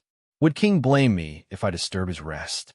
But thinking back to how attentive Deet Song was towards his queen, the bird's swaying mindset once again calmed itself. In a gnash of its beak, he practically jumped right in based on that movement like he's entering the depths of hell. Sadly for this big eagle, though, due to his enormous size, only that head has managed to fit through. As for his massive body, it stuck like a chicken hen trying to squirm through the fence. Now he couldn't go in nor get out lest he destroys a part of the entrance. Poor bird. Sire, just now the queen said you were in the middle of sleeping. Did I disturb you? The giant eagle hastily asks out of fear. Already awake and leaning against the pillow with his chest still half open, Deet Song squints his eyes toward the ignorant bird. I was never asleep. Then King Yu. The news greatly startled the eagle. If King was never asleep, then why did he let the queen go? Visit my site on Cat Translation if you wish to read ahead of public releases. If my little wife wants to play, then where's the issue? It doesn't matter where she goes anyways. I can always go find her now. Twitching in his beak. If nothing else, should I retreat then? Wait. A slightly dangerous light flickers across the man's iris. Go find the 2 fools who dares to insult my wife. And when you do, remove them. If Yin Yin does not intend to do it, then I can do it for her. No one is ever allowed to touch her, ever. King, I was too late, and someone has already gotten to them before I. The eldest Wang Dian have gone crazy, and the third brother Wang Dai is now crippled and his cultivation destroyed. Squinting his eyes over this news, Di Song abruptly burst into a hollering laugh. I knew my wife isn't that kind-hearted. It seems I was worried for nothing. This literally left the eagle gawking his eyes, because the man's meaning there was that the one responsible was none other than Bai Yin. Instead of doing it afterwards, why didn't the queen just abolish them when they were at the Wang family's home? No matter how much the bird contemplated the issue, he was still at a loss over this puzzle. Eventually, he gave up and left as told. The night was deep and it shadowed the sky like a curtain. For this reason, even when a ginormous dragon zoomed through the air and cut through the clouds, none were able to notice the wavy patterns in the sky. However, this abnormal event didn't last for long before the serpent came to a half in its flight to make landing.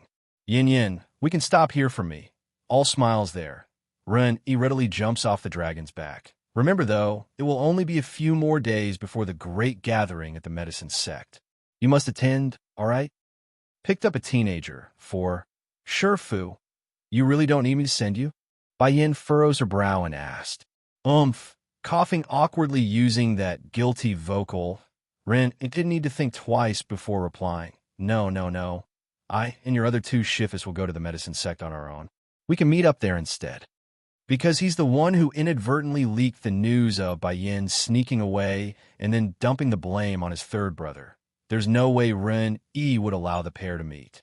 Okay, nodding her head without further thought, Bai Yin accept the excuse as was. Then we will meet the three of you there as you wish. Making a shallow smile, Bai Yin didn't reply right away. Instead, she shifted her gaze down at the adorable little steam bun next to her arm. Wang Xiaoping of the Wang family is my son's friend. That's why I did that, in order to not make things difficult for him. What's more, if someone does pursue the matter and investigate, they will only assume it's an enemy seeking revenge against those two brothers and not us getting involved. Bai Yin has no reason to fear any form of retribution from those two bastards, but that doesn't mean Wang Daxiu and his two children wouldn't. From what she can see, the first brother has a very dark heart. Against that sort of people, plus the resources at their disposal, it would just be a matter of time before they return the favor against their second brother. As such, this was the best solution for everyone without bringing the friction to the surface. So that's why, nodding his head like he's enlightened now, they didn't want to dwell on the matter and moved on. Well then, the hour's getting late, so I'll go ahead first. Remember, Yin Yin, you must go to the medicine sect and attend the convention. I and your other two shifts will arrive shortly after I go meet up with them. They've been planning for this day for far too long, ever since they became aware of Bai Yan's talent anyways. Don't assume Ren and his two brothers are all fine and dandy after breaking into the 7th level of their alchemic ability. It's still a far cry from that old bastard of the medicine sect. Compared to an 8th or 9th level alchemist, the three of them were still puny. Visit my site on Cat Translation if you wish to read ahead of public releases, so if they themselves couldn't achieve the magnificent glory of one-upping those old-timers in that blasted sect, they could only look to the next generation. After going their separate ways with her second Shifu, Bai Yin Draki go in that direction for the medicine sect. Patting the serpent head, she's starting to get accustomed to ordering this big fella around. Grower, issuing a defeating roar in response. The glass dragon wasted no time in flapping his wings. The place they are headed to was a place called the Medicine Mountain, also home to the medicine sect that's located at the peak. Due to its nature of being extremely rich in nutrients, the soil here was ideal for producing some of the rarest herbs across the land, hence making it the ideal holy ground for them scholars of alchemic pursuit. Perhaps it's due to the convention being around the corner. From what used to be an averagely walk path up the mountain has become a parade of merchants and travelers. This would, of course, not bode well with the enchanting woman who dislikes being crammed in with so many. After musing over her options, she soon found another path, a more secluded road just for herself. Naturally, anyone would find it strange that no one would take this trail, but the answer soon came to light after taking notice to the demon beasts lurking within the bushes, They're much more powerful than the regular kind. However, instead of attacking the small party, the dragon left behind due to its scary appearance, these creatures didn't even have the nerve to approach them.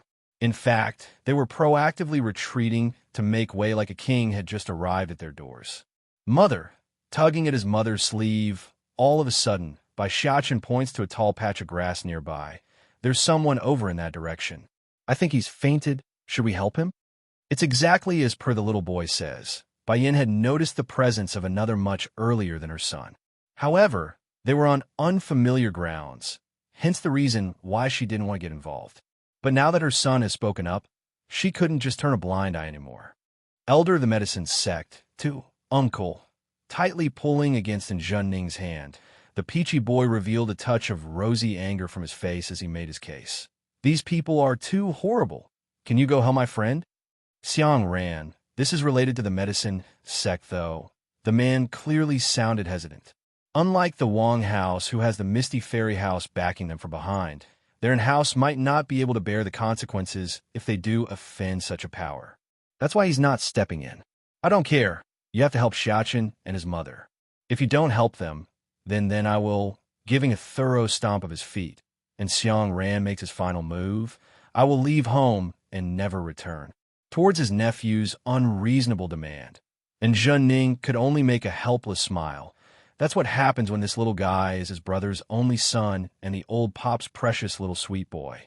But just as this man wanted to speak out to intervene, the reddish figure standing in the middle of the encirclement had made her move first. With one quick leap, Baiyin was now floating in the air.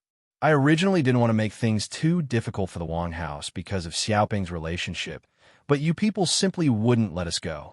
Almost immediately after that statement, a deafening roar of a dragon had come swooping over from the distance, followed closely by a ginormous shadow darting to their location and blocking off the sun in the process.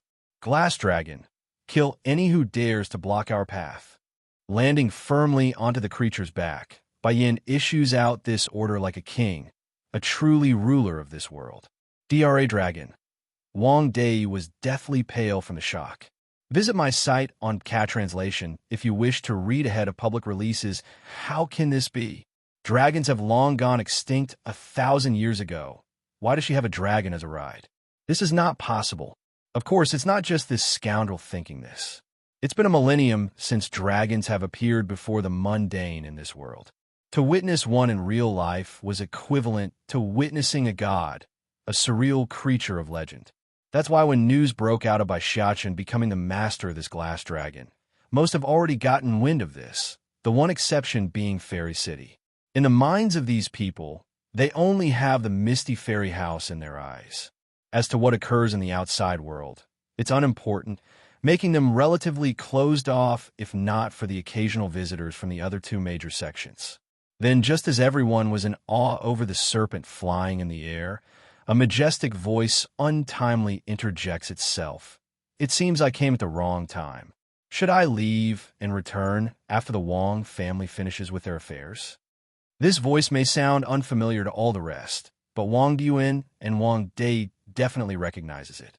Just like how they foretold, an elder in white soon appeared from the gloomy clouds, issuing out a ray of hope for these two brothers.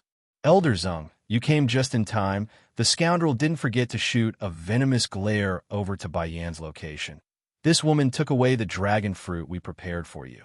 If your prestigious self came any later, then it would have been too late. Medicine sect. 1. Mother, this little uncle is so pitiful. Why don't we help him? Tugging at his mother's sleeve, Baishiachin's bright baby eyes were filled with sympathy. Since Baiyin would rarely refuse the little steambun's request, it didn't take much for her to nod that head. You can follow me for the time being, but you must listen to me on the road and can't act without my authorization. Can you do that? Changing from that lonely expression mere moments ago, a fair blooming smile instantly bursts forth from that dollish face. I can. In comparison to the secluded road that the party took, the entrance to the medicine sect was rather noisy right now. Even so, that doesn't mean just anyone could get into the place. They need an invitation. Fortunately, Run thought of this ahead of time. Right before the elder left, he specifically handed over the slip to the woman, thus allowing her to bypass the two guards smoothly. Mother, is this the medicine sect? It's quite different from what I imagined it to be. The little steam bun was rather taken aback by the bustling bazaar that appeared before his eyes. First rubbing her son's head over that remark, Bayin patiently explains the reasoning. This is not the real medicine sect yet. It's only the outer perimeter town used by the betrayed and such. Think of it like a capital city and a palace. One stays at the edge while the other stays at the center. Making a faintly understanding nod, the kid didn't care whether or not he got it. Okay, I will listen to you, mother. Amused by the boy's obvious confusion, Bayin only smiled at him without pointing that out. She's more concerned with a certain face at the moment, specifically someone called by Jianpeng who lives right here in the medicine sect. Forget it. The day of the convention is still not here yet. Meeting later on that date is the same anyways. Medicine sect. Come in. Slowly opening those eyes, the one speaking was none other than the mentioned by Jianpeng. Creak. Young master, I have something to report. Respectful in his tone, this man in green appears quite excited in his demeanor. What is it? Bai Jianping frowned and asked. Visit my site on Cat Translation if you wish to read ahead of public releases, my lord, regarding the matter of observing the one you mentioned before. I have now gotten news of something great regarding the Mississippi nowadays. Whenever this man would hear of any news related to Bai Yan's welfare, ever since returning to the medicine sect, he would instantly tighten up because he's well aware of what sort of treatment the girl went through during her youth. Young master, according to the information in my hand, Miss Bai Yin is in fact not a true daughter of Bai Zhengxiang, rather a adopted one entrusted to his wife Lan Yu, through someone she knew. Bang! The mindset of this young lord instantly exploded, throwing his brain into a state of emptiness. What did he say? Isn't biological, but rather a daughter entrusted to Lan Yu?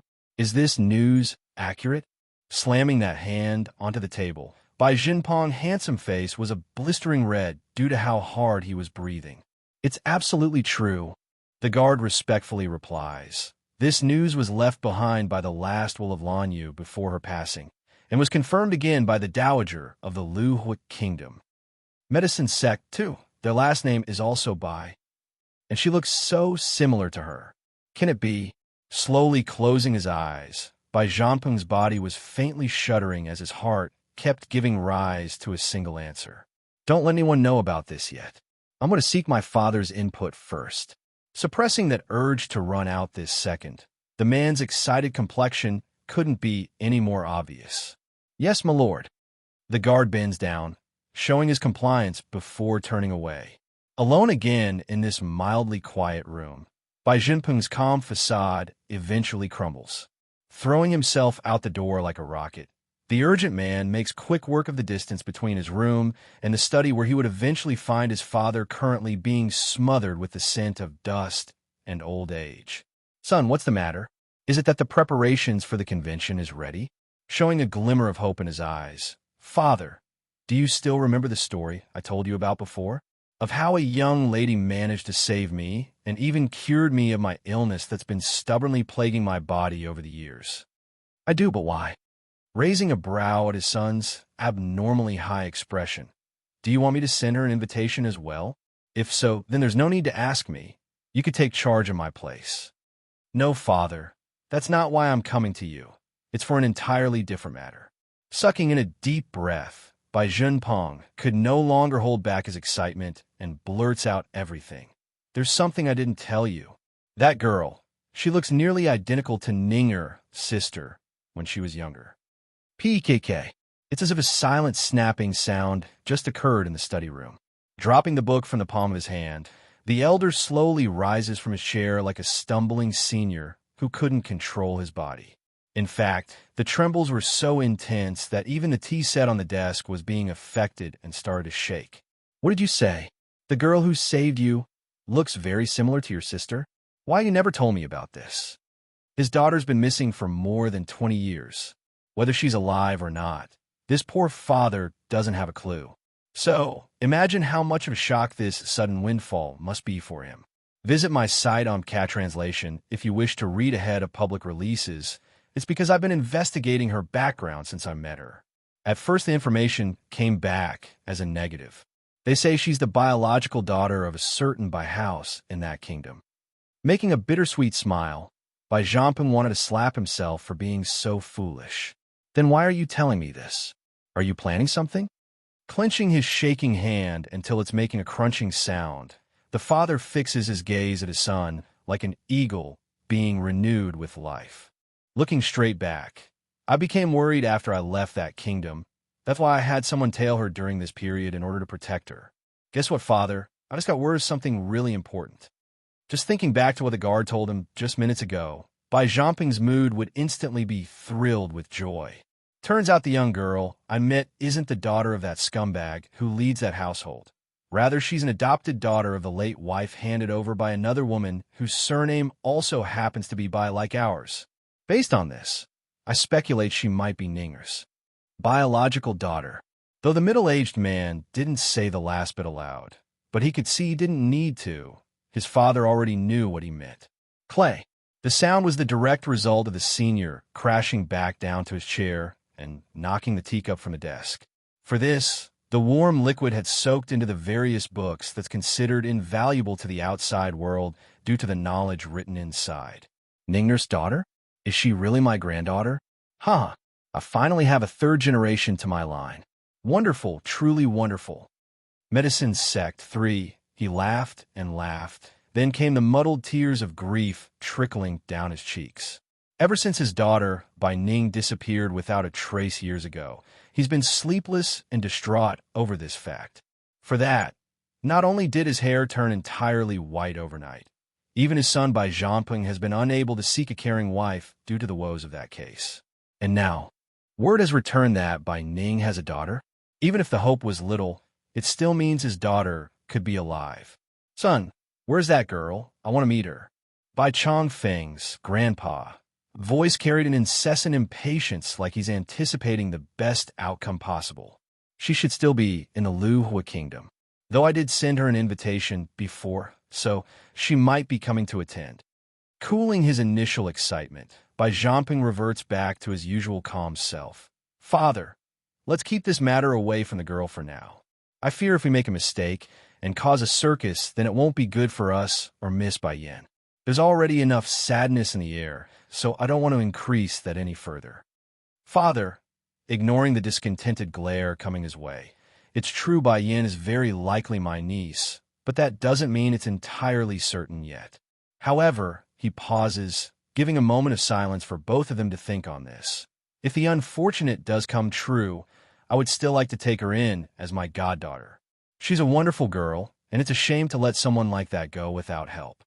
Regardless of what sort of outcome this turns out to be, Bai Zhamping's attachment to Bai Yin has already been set in stone since the first day he laid eyes on the woman. Perhaps it's the face that looked so familiar to his younger sister, but the feelings are true. Visit my site on Cat Translation if you wish to read ahead of public releases. Bai Chongfeng was quiet, letting the mood hang for a moment.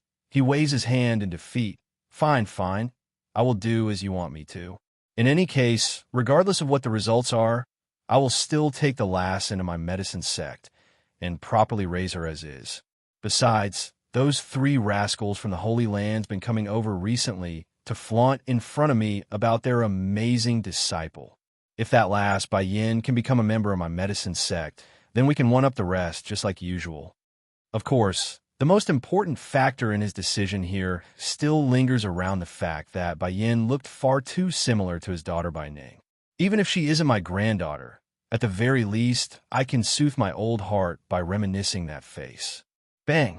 Out of the blue, the door to the study room was suddenly pushed open, and in came another person whom neither son and father here wanted to see. Compared to most of the members in the medicine sect who knows how to keep a certain standard for themselves, this granny could only be called a shrew. As a result, Bai Chongfeng's expression instantly sank and became exceptionally ugly. What do you want now? Annoyed by the interruption, the lord and master of this great power made no effort to hide his foul mood. Brother-in-law, you have to get justice for me. Those people out there is talking behind my back and calling me a leech that doesn't do anything to contribute to the medicine sect. How can they say that about me? This place is my brother-in-law's home, meaning it's my home. Wiping the tears off her old face. If you continue to let those people make such irresponsible remarks, then how can you ever face my dead sister? Tightening his hand into a ball. That last remark definitely hit a sore spot for the elder. Humph. If not for my late wife, then none of you people would have ever taken a step into my home. What do you want then? The old lady then reveals her true color with that smug grin. Brother-in-law, I see that Jeanping is already 40-something and without a single child. Why don't I have my granddaughter Inger become his goddaughter? She is so sensible and good. I'm sure she will be very filial to him in the future. Humph. Understanding the intent of this old shrew, the grandpa couldn't help but make a snarling sneer with his mouth. First, my medicine sect has very strict rules. Aside from producing a bunch of thick skins like you, who would dare talk behind our backs? Secondly, a girl like Ying is too much for me. I can't afford it. Medicine sect. 4. Compared with his father who hailed from the medicine sect, Bai Zhangping's mother only came from a normal household. But due to her outstanding ability, the pair eventually managed to overcome all the odds and got together. A true love story of heart and tears. But when two families of unequal standings get together, there's bound to be an unbalance of power. That's why the late mistress of the great medicine sect would go to such extreme means of requesting the husband to take care of her maiden family. They are average and without power. Jeanping, I know it's because you think Inger is too outstanding. That's why you would say such things. If you don't want to recognize her as your goddaughter, then that's fine. I still have my grandson Minger, though the child is a bit untamed, but he's a very filial boy. Unable to take a hint in his nephew's ridicule, the old granny continues on with her irritating rant. In any case, you have no children anyways, and I doubt you will ever find a partner with your ways. If we were going to let the medicine sect fall into the hands of an outsider, then it would be better to let my Minger inherit it. Don't worry, I can guarantee he will be a great lord and see to it that you be greatly cared for. Visit my site on Cat Translation if you wish to read ahead of public releases. Unable to take it anymore, by Chong Feng finally snapped and smashed the teacup on the table. When have my position ever become something to be connived after by the likes of you? Don't think my patience has no limit. No matter how much I love your late sister, I will not permit others to have such thoughts while in my presence. If you test me again, even once, I will toss you out of my home. Brother-in-law. Old Madame Ye's expression also darkens as a result. I am only doing this for your sake. When you and Jeanping is gone after growing old, who will look after this place? I'm only offering you a solution by letting Minger help. Now you are turning my goodwill into an act of evil. Talk about repaying a good deed with a bad one. In a fit of rage, the old shrew stamps her feet and turned away for the outside, all the while showing that twisted face of hers. Damn you, Li Jing. If you had agreed to let your bitch of a daughter, Bai Ning, marry my son years ago, then none of this would be happening. So what if no one else would admit it? Bai Ning, that little bitch, has already disappeared for nearly 20 years. She must have died somewhere in the wild already. I can't let things continue like this. Brother-in-law is starting to distance himself from my family with each passing day. If the situation persists, it would just be a matter of time before my grandchildren and I get expelled from this place. I must make Jeanping take Minger as a son, flickering a flash of sinisterly intent from her iris. Old Madame Yi picks up her pace for the intended destination. Pained by his father's guiltiness, the son here hurried to help soothe the senior's back. Oh, father, there are things one can't do. As long as you know you've done your greatest, then there's nothing to fret. Over the years, anyone can see the level of indulgence you instilled upon the Yi family. If mother knows what you've done for them in the heavens, then I'm sure she wouldn't blame you either when you make the final decision. I can only hope, my son. Heaving a long sigh. I'm tired. Leave me and let me rest. When the time is right, don't forget to bring that girl to me. Yes, father, I promise you. Giving his old man an affirmative nod, Bai Zhangping promptly left to carry out his plan. Now, Alone again and with a peace of mind, Bai Chong Feng then slowly strolled over to a closet where a precious portrait has been stored. Opening it, what came into view was a warm woman gently smiling back at him, raising the trickles of tears inside the heartbroken man. Are you going to scram or what? 1. Jing'er, I have treated the Yi family well as you wished, but now they're getting ideas about our son. Choking at his own emotions, the grandpa needed a moment before continuing. If you were still alive, you wouldn't want to see such an outcome, would you? Touching the woman's face in that portrait, Bai Chongfeng's gaze exuded the sense of love found only in those who truly knew what it means. So, when I can no longer endure after they cross my limit, I hope you won't blame me if I did something to hurt them. Why is the world so cruel? Jing'er is such an outstanding woman. How can a family like that produce someone so great? If this is the case, then my medicine sect won't have to be afraid of not having a successor anymore. As for Zhampeng, making another sigh at the thought, his heart has never been focused in that direction. With my age, I fear that day won't come even after I am gone. While the father and son were preparing to carry out their plans, something else was happening not so far away at a particular inn. Brilliant, seductive, the man's very existence demanded attention as soon as he stepped through the main door, which immediately left the occupants inside gasping from astonishment. However, this was not the feministic kind that one would want to trifle with. This entity radiated the image of a king. In fact, it was so omnipotent that the very aura alone could suffocate their lungs if they weren't careful. Visit my site on Cat Translation if you wish to read ahead of public releases finally. After a long minute of drooling awes from masses, someone did eventually come back to their senses and whispered to their peers. This man is so beautiful, yet his aura is so scary. I doubt any woman in this world could ever tame such a wild horse. That may not be. I think the medicine sect Ying would have that ability. First, let's not mention the girl's skill. The fact that I heard the young lord intends to take her as a goddaughter is enough to put her into that position. Meanwhile, upstairs on the second floor of this inn, a woman dressed in a light green dress was currently looking down at what's occurring below. Uncle Chung, what's your opinion of that man's strength? The one known as Yi Chung remained silent for a while. It is unfathomable. Unfathomable? Gently tapping the table, a faint smirk escapes the girl in green. Grandma wants my brother to become the heir of the medicine sect, but with his sort of personality, it will only just be a matter of time before he destroys it with his philandering. Shame I'm a girl, otherwise I could do it instead. But my granduncle would never agree to it, nor would my grandmother. Miss, your meaning is? The elder asks, unsure what to make of the girl's sudden frankness. What if I found a powerful husband? That man down there, didn't you say his strength is very good? I can set him as my target. Miss, you are too impulsive, shaking his old head. Do you know anything about his background? What if he's already with a wife and child? How could we allow you to become someone's concubine, considering your status? And even if he is exceptionally strong, his background is not qualified to be your husband. Till end do us part. On. Nibbling at the woman's ear, Deetsong naturally wouldn't miss the signaling glances between the sneaky pair. We will talk about our problem after I am done. Swirling his head around, the man's gaze swiftly fell upon the insignificant ants down below himself, or more specifically, to Wang Dei, who was gulping at that intimidating existence. Father, save me. I don't want to die. The scoundrel makes a plea to the grandpa, fearing he would be the first to suffer that wrath.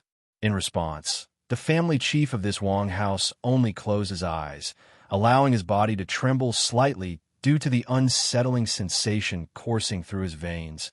Miss Bai Yin, I choose the first option of driving my sons out of the household. Being expelled is better than death.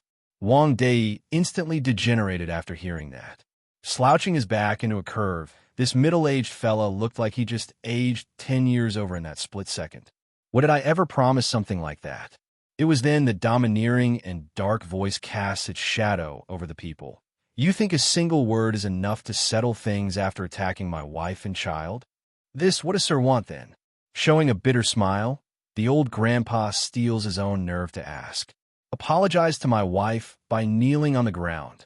Unyielding and unmerciful, Ditsong's voice was bone-chillingly cold.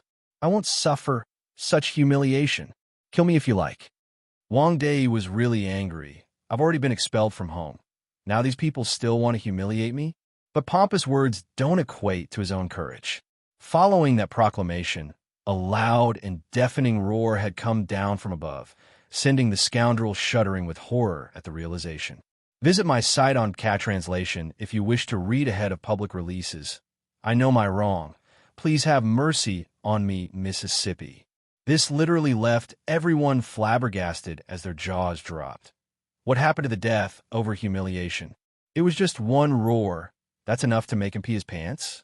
Then again, it was an understandable reaction after their eyes fell upon that thick mass of flocking birds in the sky.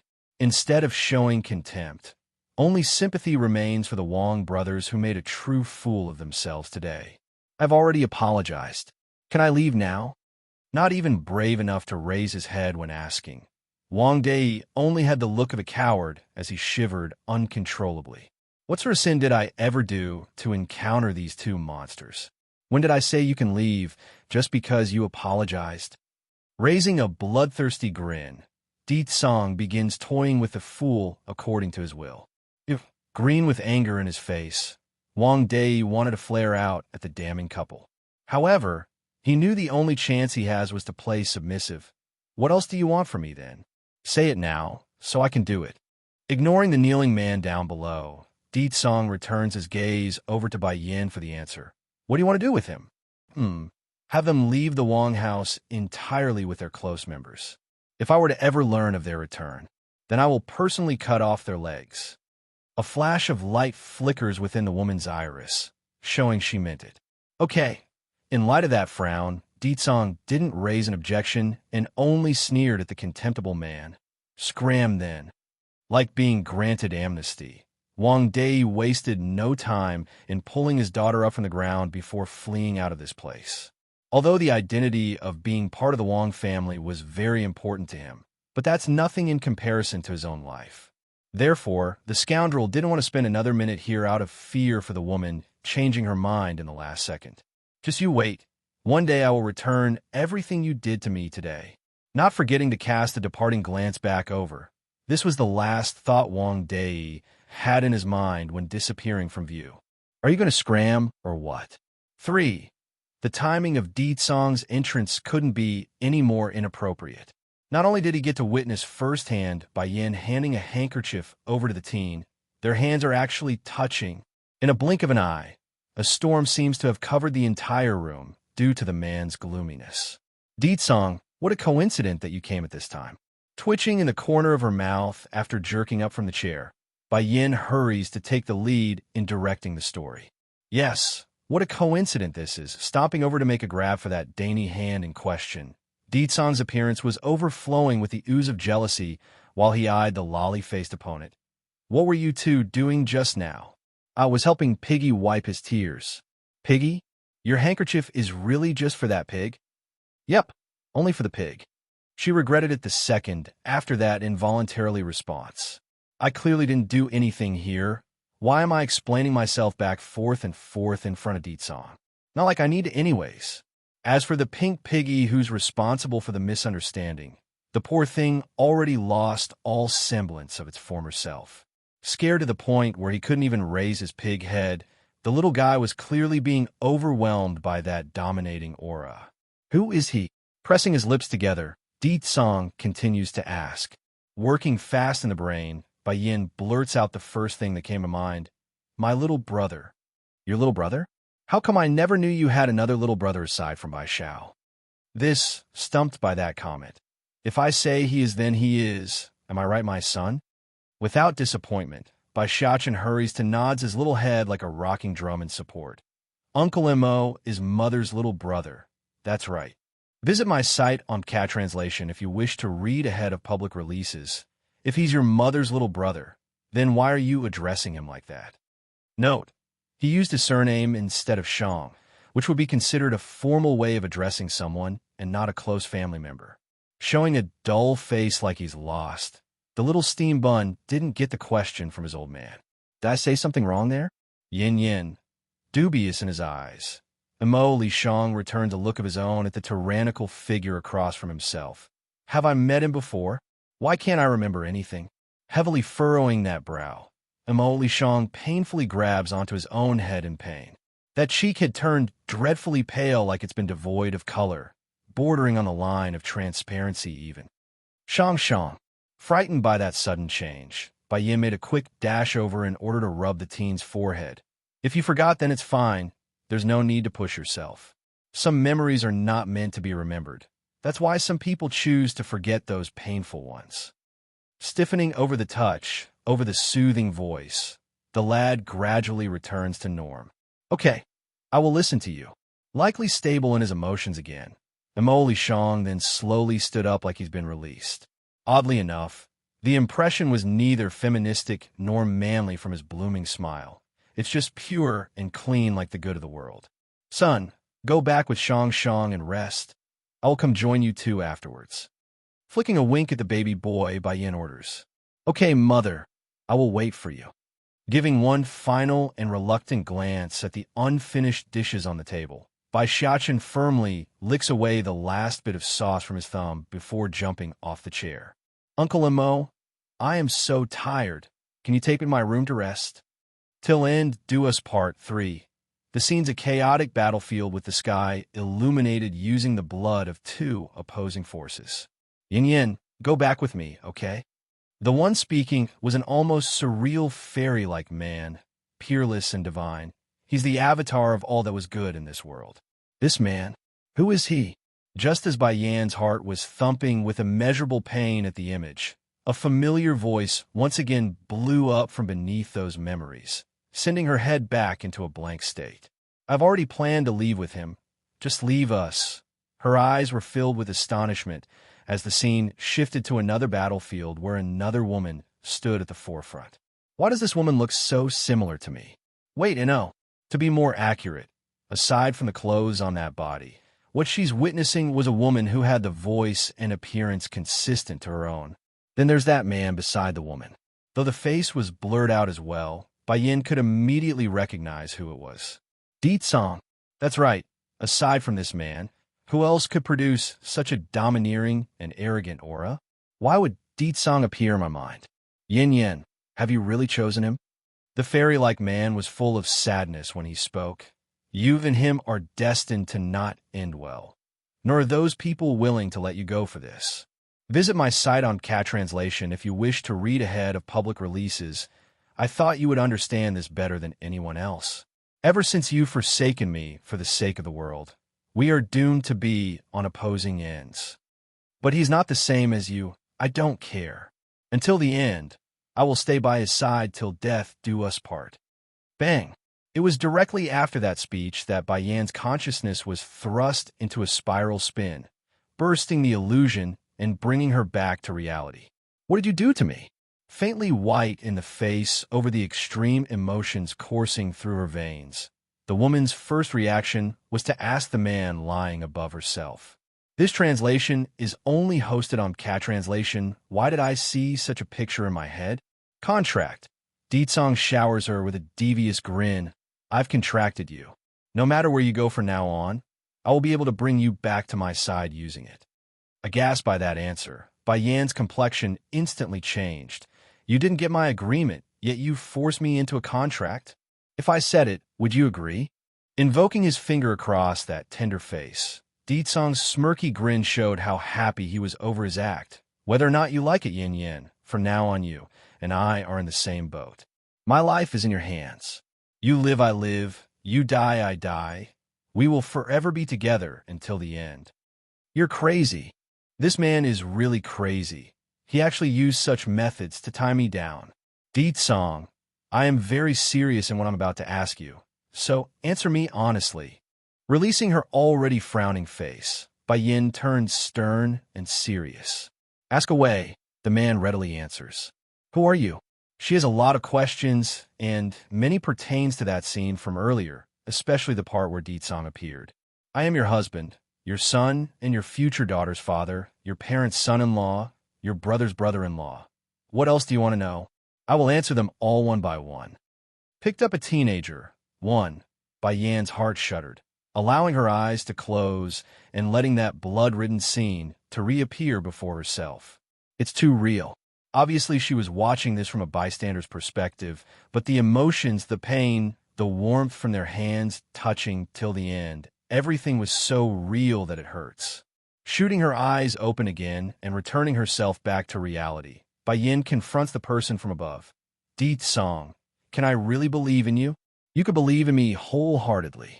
Fine, I will trust you just this once, but if you forsake me, I won't let you go. Maybe it was for the previous throbbing or the scene she saw in that flood of memory. But regardless of what it was, she's willing to take this gamble, even if it was only this one time. Then Yin Yin, when will you return to the demon realm with me? All smiles from that handsome face, Di Song gently combs through the woman's hair in anticipation of the answer. Rubbing her chin, the woman puts on a contemplating appearance. I said I would only believe in you. I never said anything about marrying you just yet. Then when are you willing to marry me? Humph. That will depend entirely on your performance. Blinking all innocently like her very own son, Bai Yan's playful look right there, and then was intoxicating. Visit my site on Cat Translation if you wish to read ahead of public releases as a result of that careless seduction. Di Song could no longer hold himself back. Leaning down again with his overwhelming self, he reignites the burning flame from within. Then I will let you see my performance now. But that's not going to do with the woman. Turning sharp in those irises, Bai Yan's temperament suddenly got cold and distant. Di Song, if you touch me again before I fall in love with you, then I promise I will never love you again in this lifetime. In light of that threatening proclamation, the smiles from those lips never once changed, thus emphasizing her point even further than what would happen if she were to frown or get angry. For this demon king, he definitely has the desire part of this relationship filled up, but to say he's deeply in love was still too early at this moment. Therefore, Di Song could only stop in his actions midway and endure that discomfort in the lower rod. I will wait for you, and I will work towards building up our bond till neither of us can ever say no again. The man's voice was low and hoarse as he turned around, reaching over for the quilt and covering the woman in the bed. Until that day comes, I will keep my promise. Then why aren't you leaving? Bai Yin slightly frowns in her face as she asked. I'm afraid you will be scared if I leave. That's why I have to stay and protect you from those wolves. All serious in his tone, the man just had to ruin the precious moment with his shamelessness. Scared? Snickering a sneer, Bai Yin found it rather amusing. Ever since she left her family in the previous life, she has never known what fear was. This was true when confronting the unknown, and it remains true even back when she was struck down by that lightning strike in her last moments of life. Di Song, you set a contract without my consent, so I have to give you something good in return. The man originally thought she would be angry and was even ready to accept the impending fury. However, what came next was something totally beyond his expectations. A kiss. Boom. Feeling the blood rush right up to his head from that contact, his entire existence was ready to explode from the excitement. She actually took the initiative to offer me a kiss. It's way too sudden. In a reflexive urge, Di Song promptly pulled that body closer with his hands and pressed in deeper. Eventually, two constricting bodies were tumbling back and forth atop of the bed, allowing the faint gleam of the moonlight to shine through to their indecent act. After a long period of their electrifying experience, Di Song was long asleep by then, chest open and robe partially untied. He was oh so close to the place of Zen. As for the woman currently lying there atop of him, Bai Yin was rather pleased with her little deed based on that sneaky grin there. You'll have to try harder next time if you want me, Di Song. She really did go all out this time because all that remains clinging to that perfect body of hers was a thin layer of underwear, barely enough to cover any of her private parts. Picked up a teenager, too. Oh, Di Song, why do you always fall for the same trick even after the last? Revealing a beam of success from her gleeful eyes, Bai Yin quickly dresses herself again before disappearing off into the moonlight. The Wang family's home. After all this time, Bai Xiaochen was still drawing his circles beside the big tree in his crouching position. As such, Ren second Sherfu, was started to get extremely anxious in his demeanor. "Oh, my sweet little ancestor, I will take you to find your mother, okay? If you keep being like this, then my old heart is going to die from distress." During the couple of years that they spent together on the Holy Island, the three troublesome old-timers would do anything to please this little guy. Even if it meant plucking the stars off the starry sky, they would gladly do it. "Mother!"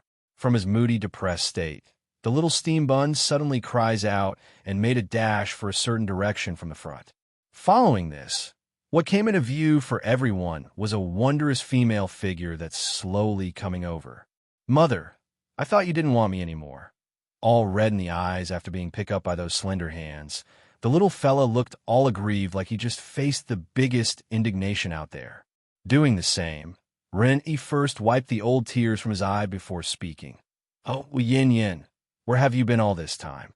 After you left, your precious son here has been crouching beside the tree and refused to talk to anyone. No matter how I tried, he just ignored me and everyone else." Visit my site on Cat Translation if you wish to read ahead of public releases. You are mother's most important son. How could I ever not want you? Giving the boy a kiss on the forehead, her heart's ready to melt over her son's behavior. Really, the kid's eyes were twinkling with light over that soothing statement, making a lovely smile. "I love mother the best. No one can compare with mother." Pleased by her son's sweet talking, Bai Yin then lets the boy down before shifting her gaze over to the old-timer. "Sure, Fu. Let's go, shall we?" Slightly started there. Ren-Yi's first reaction wasn't an affirming nod. Rather, it's an inquisitive look. "But what about your man?" Slyly smiling at the question, Bai Yin grew all cheeky. "If he's that capable, then he can come find me on his own. Didn't he claim he could find me wherever I am after doing that contract? All right, let's put to a test then, humph." K-Queen, sweating all over, the big eagle immediately attempts to stop this before it's too late. "Wouldn't it be bad if you leave like this, Queen? What if the king finds out afterwards?" Pricking her brow, Bai Yin replies indifferently to the bird brain. "He is resting now. Besides, I never intended to let him know to begin with, so don't go bothering him." But, the muttering of the eagle finally irked the little steam bun. "Can't you understand what my mother is saying?" Turning dark in his cute little face, Bai Xiaochen narrows in his threatening eye at the ignorant fool. "Little Highness, whoever dares to stop my mother, then I will tell Batty Father on them. I want to see if you will believe me or you." Bai Xiaochen was an overprotective mother fanatic, hence the reason why he wouldn't allow anyone to defy Bai Yan's order. "My mother is always right, and no one is allowed to stop her." Sure enough, panic swiftly arose from the eagle's heart. Hurrying to lower his head, "Yes, Highness." "Now that's a good bird," patting the eagle on the head like it's a pet. "If you are obedient, then I will speak good stuff about you in front of Batty Father.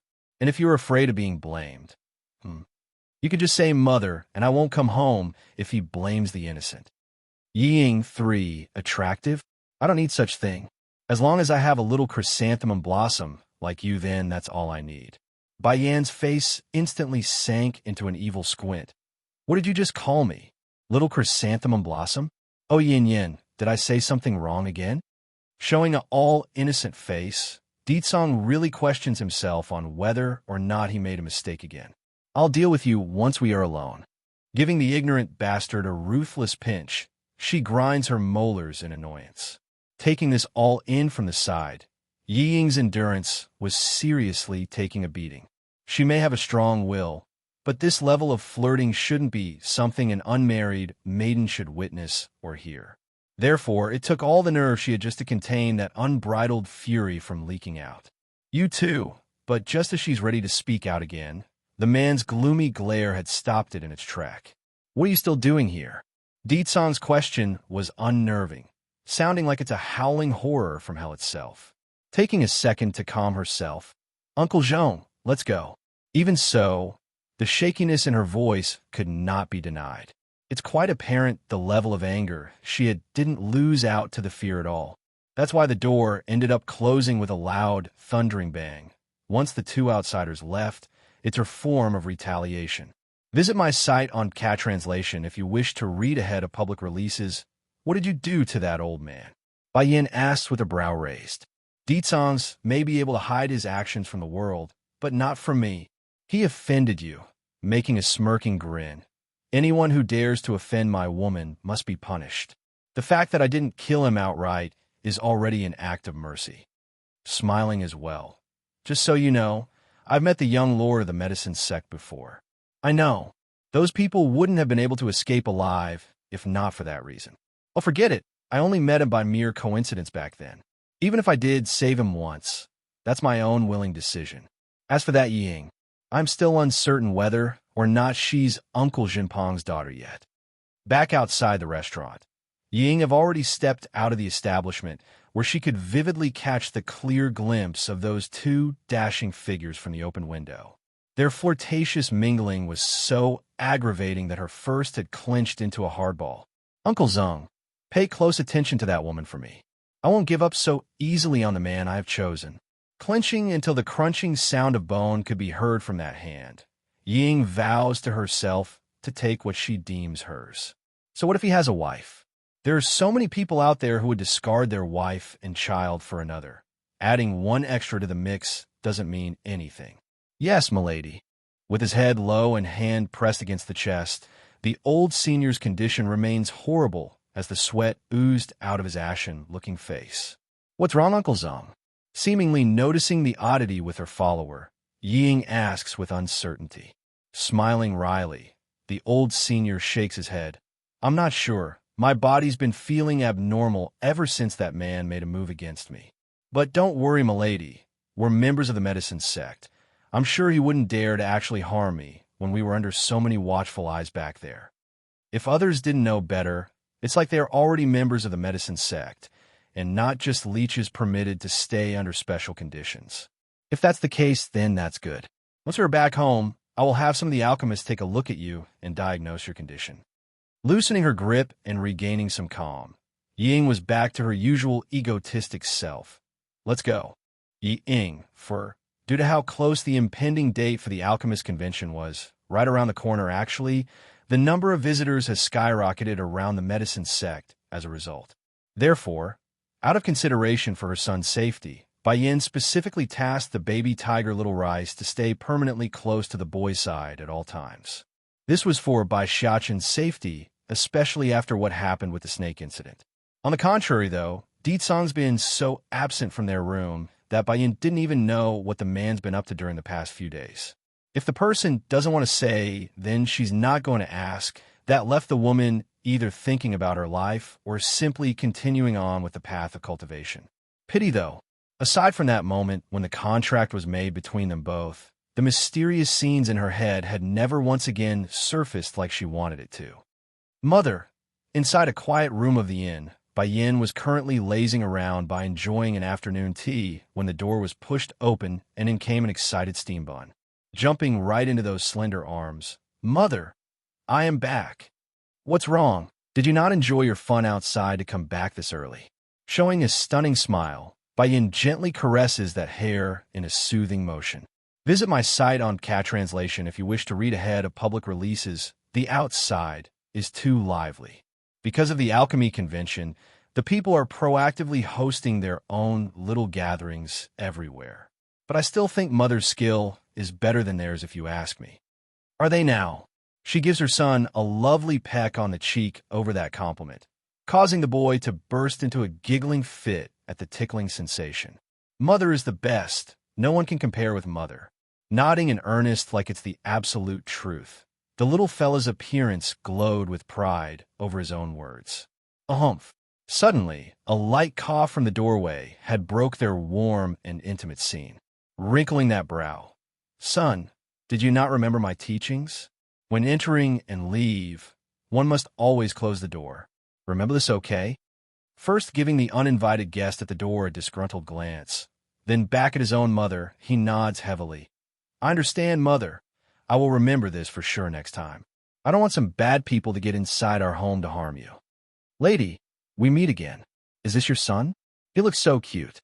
Humph. So what if he's cute? Nothing more than a little runt who doesn't know his manners. In any case, there's no way Ying would say what's truly in her heart. Not while in front of the competition anyways.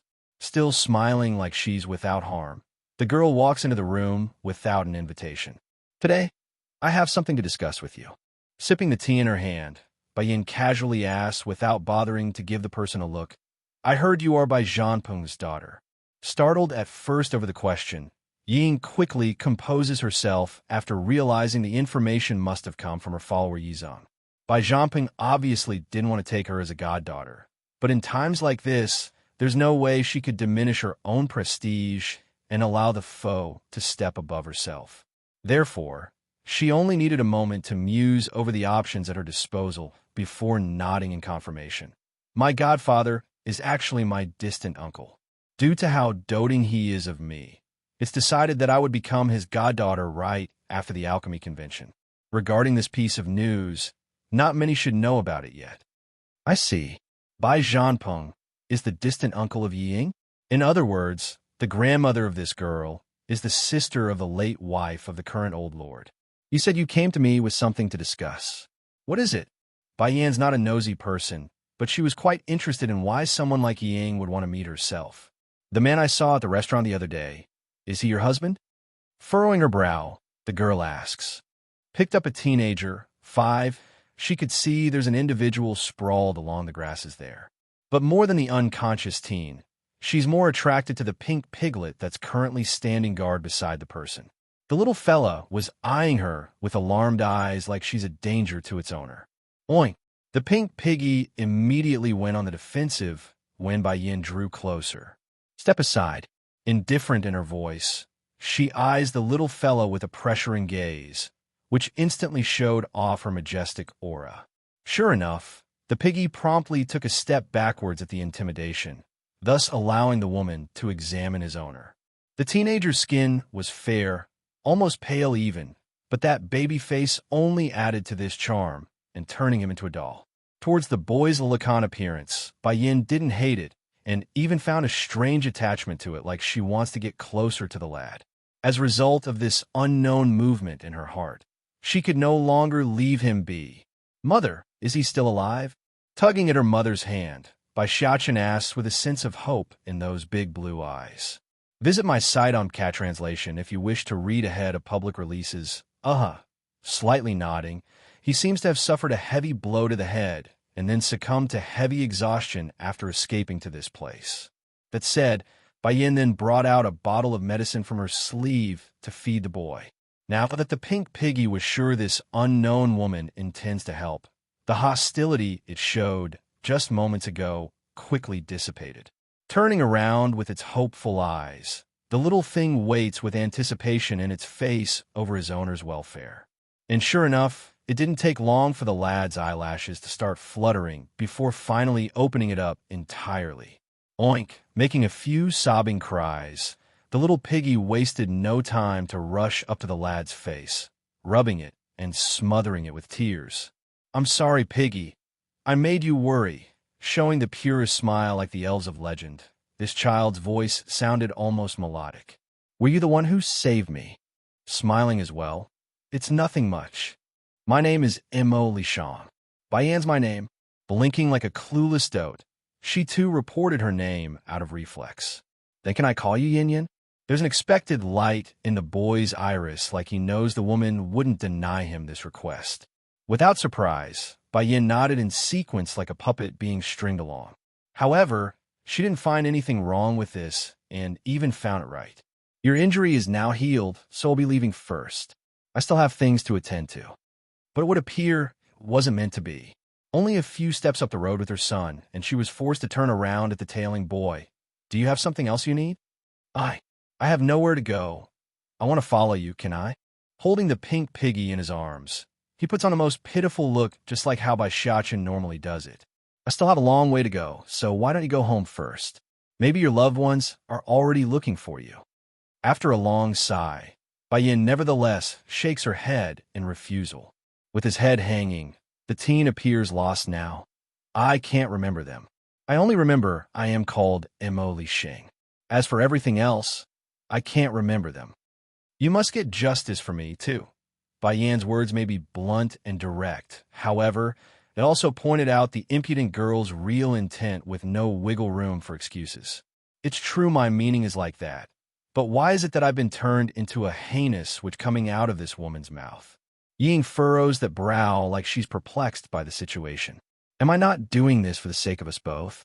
The man would immediately become extraordinary after marriage, and this woman would also transform from a chicken into a peacock by marrying my brother. And the payment?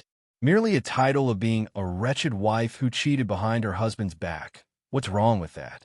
Compared to the benefits, anyone would know what to choose in this case. Lady, the girl's expression darkened somewhat. She wanted to say more after that momentary silence, but it appears the opposition was done listening. Ying, your plan is very good indeed. The benefits are all yours and the bad are dumped onto another. However, unfortunately for you, I am not a person who would be taken advantage of. Visit my site on Cat Translation if you wish to read ahead of public releases. Oh, is that your opinion? Bai Yin wanted to laugh, but held it in to form a smirk instead. As it so happens, he actually needs a favor at this very moment. It's not difficult at all for you, in fact. All it requires of you is to scram out of here. Would you be willing to oblige? From green to gleaming red, Yi Ying's facade finally crumbles to reveal her true menacing nature. Don't push your luck. Not going to be trampled while on her own turf. Bai Yin has gotten up from her chair, slowly strolling over to the girl in question. The woman's aura increased exponentially until it's almost oppressive. I have already been very kind to you out of consideration for Bai Zhangping's sake. Otherwise, you wouldn't have even made it one step into my room. In addition, I have something else to tell you. Halting in her footstep, she sneers at the impudent girl who's glaring fire. Firstly, I am not stupid enough to sacrifice myself for someone whom I believe is not worthy of me. Why should I as a woman sacrifice myself for the sake of a man just because the world deems it worthy? Secondly, I will not relinquish my man to another if I have chosen him, nor would I believe he would betray me for another. Thirdly, the cup just now is used by my little pet to drink water, but my pet is too clean and your breath is too dirty. That's why I smashed it. You are too polluted to taint his stuff. In order to prove Bai Yan's claim, Little Rice immediately followed up with a meow sound of his own to show off the disgusted opinion he had of the girl in green. You impudent wench. No matter how good of a facade she has, no matter how good of a control freak she was, there's no way Yi Ying could remain unfazed after that insult. Her voice was downright screaming like a woman yelling out of the market. Okay, I am waiting. Smirking with ridicule at the ignorant fool, Bai Yin lazily leans against the room pillar next to herself like she didn't have a care in the world. A blatant act of dismissing someone, which clearly worked based on how receptively livid Yi Ying was. Humph! Huffing a heavy grunt, it took a good minute for the girl in green to recompose herself. Since you've said it to such a degree, then I won't continue to linger in your presence. But remember this, I will definitely make you regret today's decision. In addition, your man, he will definitely become mine. That said, she promptly stomps away without looking back. Hold on. Unconsciously, a smug grin escapes the girl upon hearing the voice from behind. What?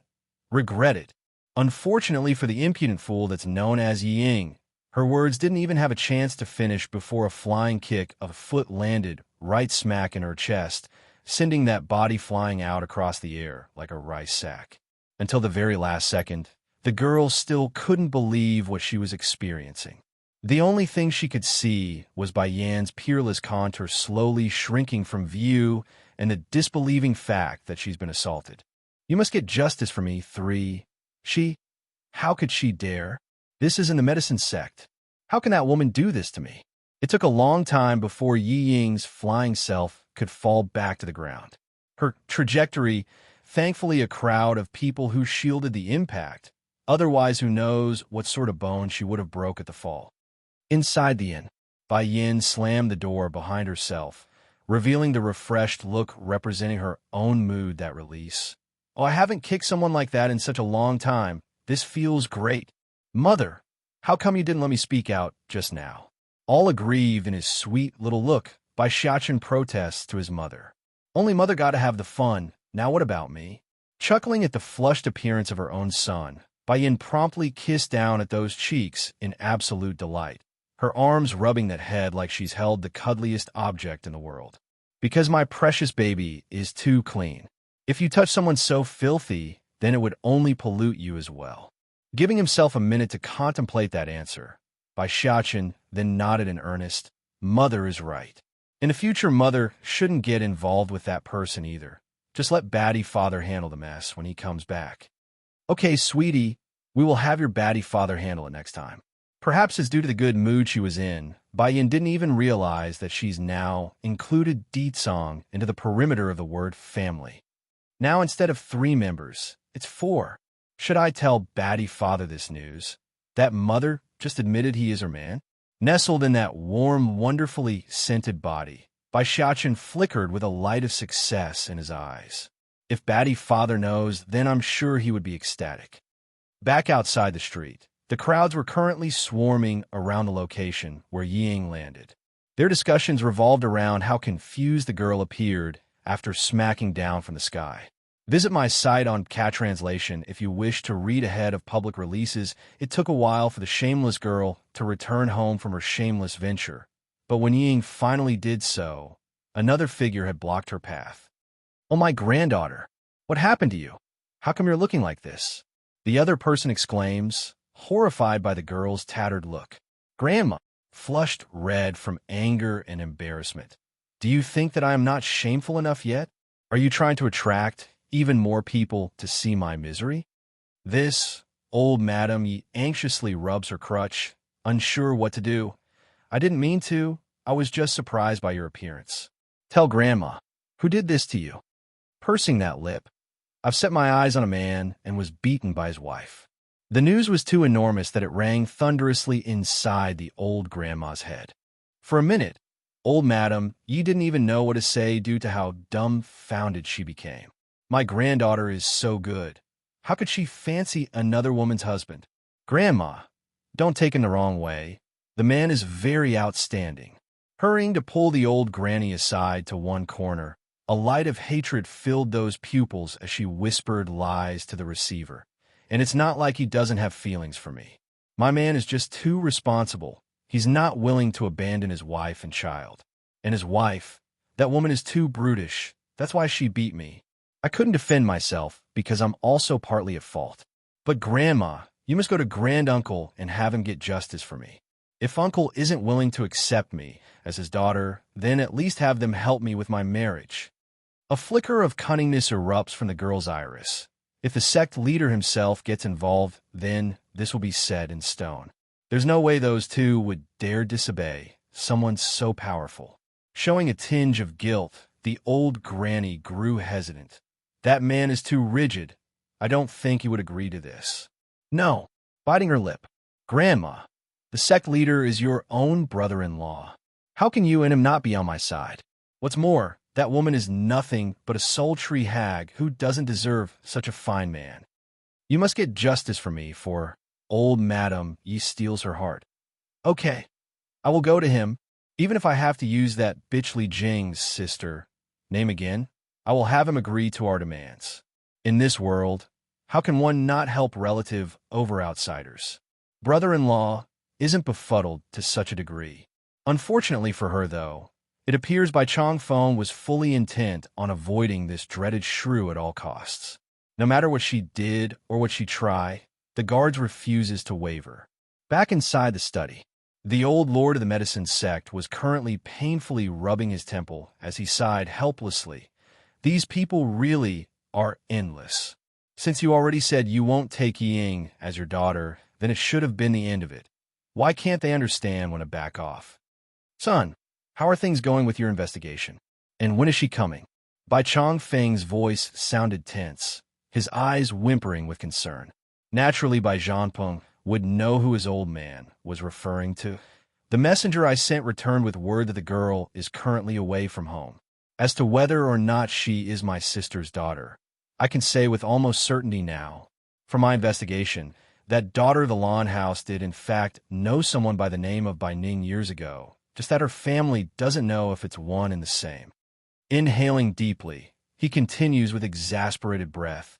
Though Ning'er isn't with us anymore, but at least her blood can after so long.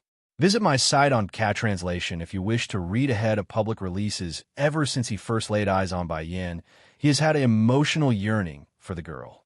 It urged him, propelled him to get close to her. If that's not the effect of their blood being one and the same, then what else? Pong.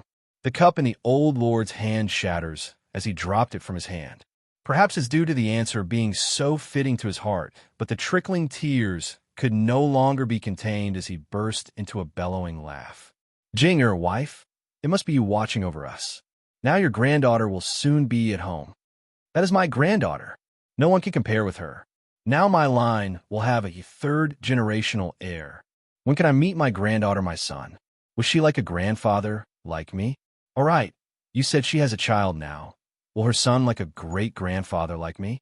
No matter what, we did remain oblivious to their existence for all these years. The elder's appearance looked no different from that of an insecure child, asking this and asking that. Father, she's a good child as well as her son. I'm sure they wouldn't hate you. That's good. That's good then. Heaving a sigh of relief, Bai Changfeng rubs his hand nervously like an unsettled child, then suddenly jerking up from his chair like he remembered something important. Oh no, I must prepare something for my granddaughter and great-grandson. What's your opinion? Should I hand over my medicine vault to them or my entire medicine sect instead? She's not lacking in medicinal ingredients, so you might as well hand over this place. Bai Zhangping's expression grew meaningful. The middle-aged man's intent was very simple. As long as he's free of the burden at home, then he could run off in search of his sister. Medicine sect. 4. Compared with his father who hailed from the medicine sect, Bai Zhangping's mother only came from a normal household. But due to her outstanding ability, the pair eventually managed to overcome all the odds and got together. A true love story of heart and tears. But when two families of unequal standings get together, there's bound to be an unbalance of power. That's why the late mistress of the great medicine sect would go to such extreme means of requesting the husband to take care of her maiden family. They are average and without power. Zhangping, I know it's because you think Inger is too outstanding. That's why you would say such things. If you don't want to recognize her as your goddaughter, then that's fine. I still have my grandson Minger. Though the child is a bit untamed, but he's a very filial boy. Unable to take a hint in his nephew's ridicule, the old granny continues on with her irritating rant. In any case, you have no children anyways, and I doubt you will ever find a partner with your ways. If we're going to let the medicine sect fall into the hands of an outsider, then it would be better to let my Minger inherit it. Don't worry. I can guarantee he will be a great lord and see to it that you be greatly cared for. As her words dragged on, the dastardlier it became where it's already considered treasonous at this point. Visit my site on Cat Translation if you wish to read ahead of public releases. Unable to take it anymore, Bai Changfeng finally snapped and smashed the teacup on the table. When have my position ever become something to be connived after by the likes of you? Don't think my patience has no limit. No matter how much I love your late sister, I will not permit others to have such thoughts while in my presence. If you test me again, even once, I will toss you out of my home. Brother-in-law. Old Madam Ye's expression also darkens as a result. I am only doing this for your sake. When you and Zhangping is gone after growing old, who will look after this place? I'm only offering you a solution by letting Minger help. Now you are turning my goodwill into an act of evil. Talk about repaying a good deed with a bad one. In a fit of rage, the old shrew stamps her feet and turned away for the outside, all the while showing that twisted face of hers. Damn you, Li Jing. If you had agreed to let your bitch of a daughter, Bai Ning, marry my son years ago, then none of this would be happening. So what if no one else would admit it? Bai Ning, that little bitch, has already disappeared for nearly 20 years. She must have died somewhere in the wild already. I can't let things continue like this. Brother-in-law is starting to distance himself from my family with each passing day. If the situation persists, it would just be a matter of time before my grandchildren and I get expelled from this place. I must make Zhangping take Minger as his son. Flickering a flash of sinisterly intent from her iris. Old Madam Yi picks up her pace for the intended destination. Zhangping, maybe I will really have to forsake your mother's dying wish one day. Even after the shrew left, The old grandpa's complexion remains as bad as it could be based on how heavy his breath was wheezing. Pained by his father's guiltiness, the son here hurried to help soothe the senior's back. "Oh, father, there are things one can't do. As long as you know you've done your greatest, then there's nothing to fret. Over the years, anyone can see the level of indulgence you instilled upon the Yi family. If mother knows what you've done for them in the heavens, then I'm sure she wouldn't blame you either when you make the final decision. I can only hope. I can only hope, my son." Heaving a long sigh, "I'm tired. Leave me and let me rest.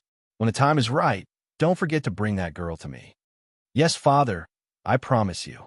Giving his old man an affirmative nod, Bai Zhamping promptly left to carry out his plan. Now, alone again and with a peace of mind, Bai Chongfeng then slowly strolled over to a closet where a precious portrait has been stored. Opening it, what came into view was a warm woman gently smiling back at him, raising the trickles of tears inside the heartbroken man. Xiaqin's little revenge, too, oink. At the moment, the pink piggy's face was being pinched by that fair hand of his owner, its eyes showing tears over the maltreatment. "You're eating too much, piggy. Hurry and spit the food out of your mouth." Mo Li Shang sternly orders, "Otherwise, you will have indigestion again." In light of his big, bulging belly that made it difficult to even walk, the pink piggy refuses to relent and shakes his teary face in defiance. "Spit out. You spit it out right now." The teen's angry now, firmly pressing down at the defiant pig's body. He pries open that gluttonous mouth and forcibly stuffed his fingers in there. Bai Xiaqin originally wanted to go say hi from behind, but after seeing what was pulled out of that slobbering mouth, he was dumbfounded and froze in place, oinky oink. Piggy's expression appeared very sad after that, its eyes constantly shifting over to the little chick slobbered in his saliva. If one didn't know any better, it would look like the teen did the most heinous crime to him. As for its poor victim, the chick was obviously scared beyond its wits based on how shaky those legs were. Unsteady and confused, the poor thing instinctively ran toward the outside in that fashion. "If you eat live stuff again in the future, then I will sell you." Mo Li Shang puffs up his cheeks, threatening the little fellow with his lolly face. Really, Piggy's appetite is getting bigger and bigger lately. If this continues, then I can't even afford to keep him. That did it. Stopping his whimpering cry upon that, the pink piggy remains sad in his eyes like a grieved child. Understanding he might have went a little overboard with that statement, Mo Li Shang scratches his head only to realize he's got company. "Oh, Xiaqin, did you get scared? Piggy is just too gluttonous, so I can only resort to such means. If I don't take care of him, then he might really kill himself from overstuffing that belly." Visit my site on Cat Translation if you wish to read ahead of public releases. The piggy huffs a grunt in protest. "I would rather die from overreading than to die from restraint." Suddenly, the image of that tender-looking little chick emerges within his head again, causing that mouth to drool for a second time. "Mum, the little thing must be very tender. Look at how cute it's walking over there. Oh, how I want to eat it." Jolting up from the floor instantly, Mo Li Shang also showed a flushed face of anger. "Who is it? Who dared to make trouble for Yin Yin? I think I remember she was called Ying." Blinking his cute little eyes, "She should be coming here today as well. Why don't we go look for her?" "Yes, let's do that." A gleam of frosty cold escapes the teen's pupil. Because of the Bai Yan's existence, the two men here are of one accord. But Little Rice, on the other hand, thought otherwise. After listening in on their dialogue, the baby tiger reflexively blurts out his protest. "But little master, the convention is about to begin. If mistress can't find you when it's time, then she will be very angry at us." Little Rice, pinching his lips into a flat line, Bai Xiaqin swiftly calls out in warning. Apparently, the baby tiger forgets something important.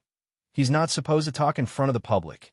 Understanding the mistake and possible consequence of his actions just now, Little Rice hurries to look up at the teen with an unnerving unease. Xiaqin's little revenge, 3. However so, Mo Li Shang's expression remains unchanged. "Uncle Mo," Bai Xiaqin quiets down his voice. "Aren't you finding it strange that Little Rice can talk?" Nowadays, there aren't many creatures outside of humankind capable of regular speech. Aside from the most powerful of existences within the abyss of the demon forest, it's almost non-existent. Why should it be strange? The teen blinked, clearly confused by that question. Piggy could also talk before, just that he's injured and lost the ability for now. No wonder. Heaving a sigh of great relief, Bai Xiaochen raises a brilliant smile. Uncle Imo, please keep Little Rice's ability to speak a secret. I don't want to bring more trouble for Mother because of this. Puckering that displeased lip, the baby boy obviously didn't like the childish suggestion. I didn't expect this from you, Uncle Imo, using such a childish trick on me. I'm not 3 anymore. I'm not going to do something like that anymore. However, giving it a second, he grins. I will still believe in Uncle Imo regardless. Now, it was Imo Li Shang's turn to be taken back, his eyes shifting to his own pinky in puzzlement. I got called childish, but a child this. Uncle Imo, let's go. Turning around, Bai Xiaochen was ready to leave when the baby tiger bit against his sleeve pitifully. Little master, you really can't go. Mistress will be angry. Perhaps it's to soothe his little friend's unease when patting down at that head. But the boy's words were damning. Don't worry, Little Rice. I will not do anything dangerous. When the time comes that Mother asks, I will just say it was you who dragged me to go along. Visit my site on Cat Translation if you wish to read ahead of public releases. This literally made the poor tiger cry out in grievance. I just knew he will be like this. Any trouble will always be on my head. No, I can't let you go, Little Mast. In a flash of idea, the baby tiger wanted to yell for attention. Unfortunate for him, the boy's hand worked much faster than his vocals could and muffled that tongue by grabbing his throat. We better leave, Uncle Imo. If Mother learns of this, then we can't go anymore. Dare to bully Yin Yin? Humph! I will show that woman what it means to cross us. Ugh. Seeing how much of an agreement these two blasted fellas are, Little Rice could only mourn his own life. This really isn't my fault, mistress. I've already done my best to stop Little Master. At the same time, somewhere else in the venue, Yi Ying in her faint blue skirt was currently strolling through the area with an elder following her side. The only difference here was that the old man was a different one instead of that Yi Zong. Then all of a sudden, the girl halts in her footstep as that brow locked up. Uncle Ling, how is the matter going? Don't worry, miss. I've already placed the young lord's ring into the woman's room. When the time comes, we can begin spreading the rumor about the love affair and use the item as proof. The old senior known as Yi Ling answers respectfully like an elder and a servant, showing a sly grin. This cannot be blamed on me. If she had only listened to my suggestion from the start, then why would we be going through all this trouble? Shame, though. She violated my order, and even my grand uncle is refusing to help me. Xiaoqin's little revenge, for if that's the case, then I could only rely on myself. Miss, my older brother's illness. Is there really no other way? Yi Ling frowned and asked the lady. I have already tasked those elders of the medicine sect to take a look at Uncle Zong. Right now, we have no idea why he's suffering so painfully. Making a reluctant sigh, Yi Ying continues, there is no other way. We can only wait until Deet Song becomes my man. By then we can have him return Uncle Zong to his normal state, since he's the one who made the move. Bump! It was then that a small little figure came smashing over, hitting the unsuspecting lady in full swing. As a result of this, Yi Ying not only staggered backwards, her expression also shifted negatively at the little steam bun's identity. If not for the multiple gazes coming her way, she would have smacked the boy away in a direct slap across the cheeks. It's you? Masking her irritation, she puts on a surprised tone. Are you okay? How can you be so careless? Fortunately, the one you hit is me. If it was any other adult, then they might have made things difficult for you. Following that statement, the gazes are now shifted over to Bai Xiaochen instead, their eyes accusing and reprimanding. How unexpected, to think this child is so poorly tutored that he would rampage around the venue. Thankfully, it's Miss Yi Ying who caught him. Visit my site on Cat Translation if you wish to read ahead of public releases. Climbing up from the ground by now, Bai Xiaochen wouldn't stop shivering as he bit his lip, those tears flowing like a waterfall. Sorry, I didn't mean it. I just wanted to ask you to let my father go. What? Let him go? What's going on?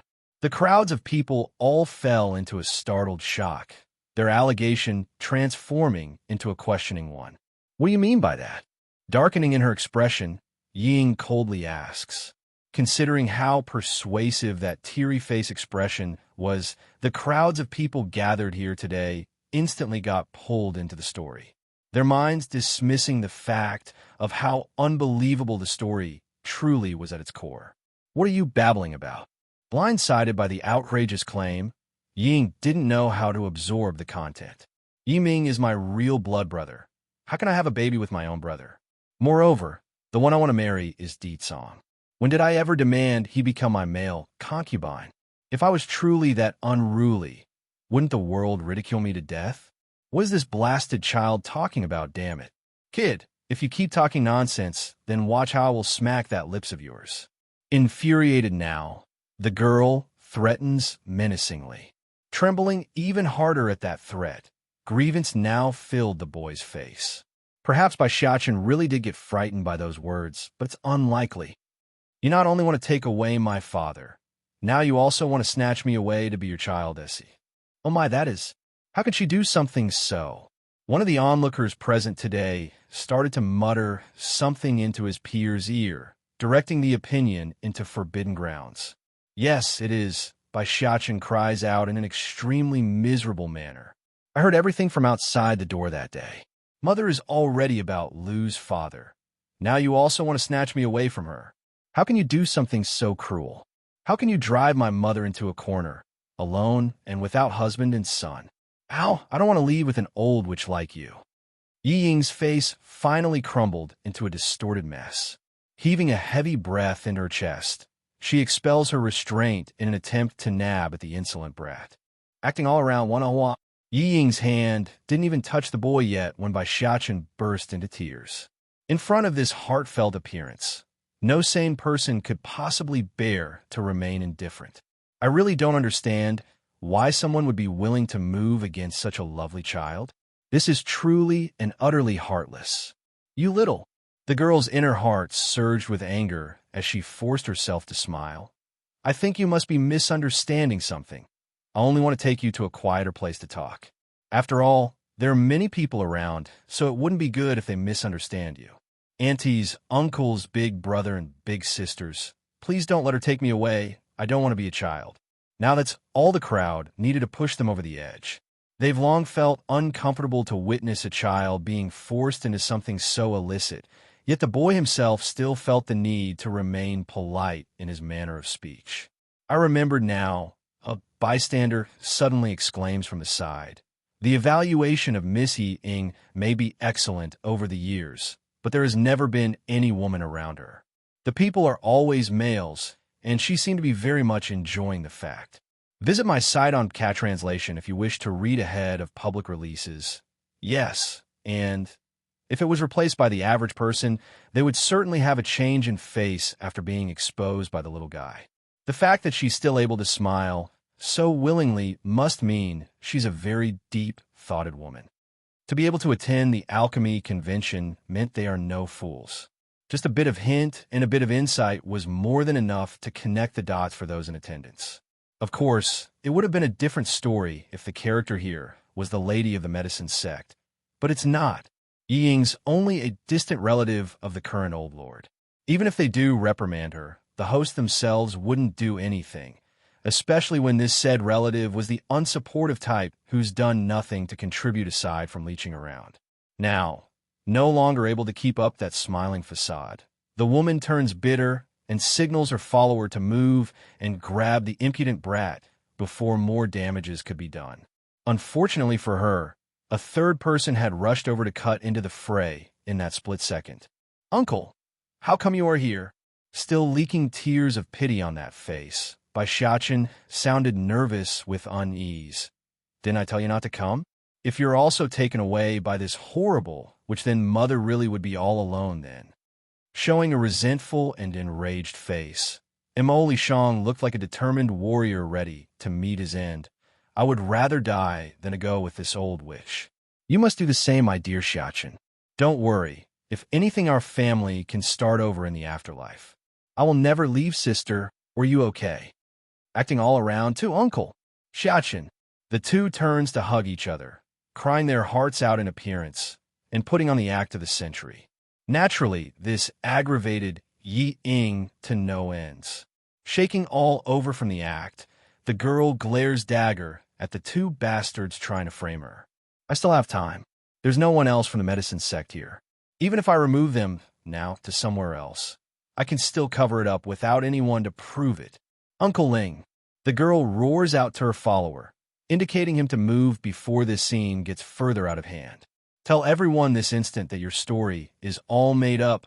Otherwise, I'm going to kill you for the treachery of today's deed. The senior draws his blade, aiming straight at the teen and child, still crying across from themselves.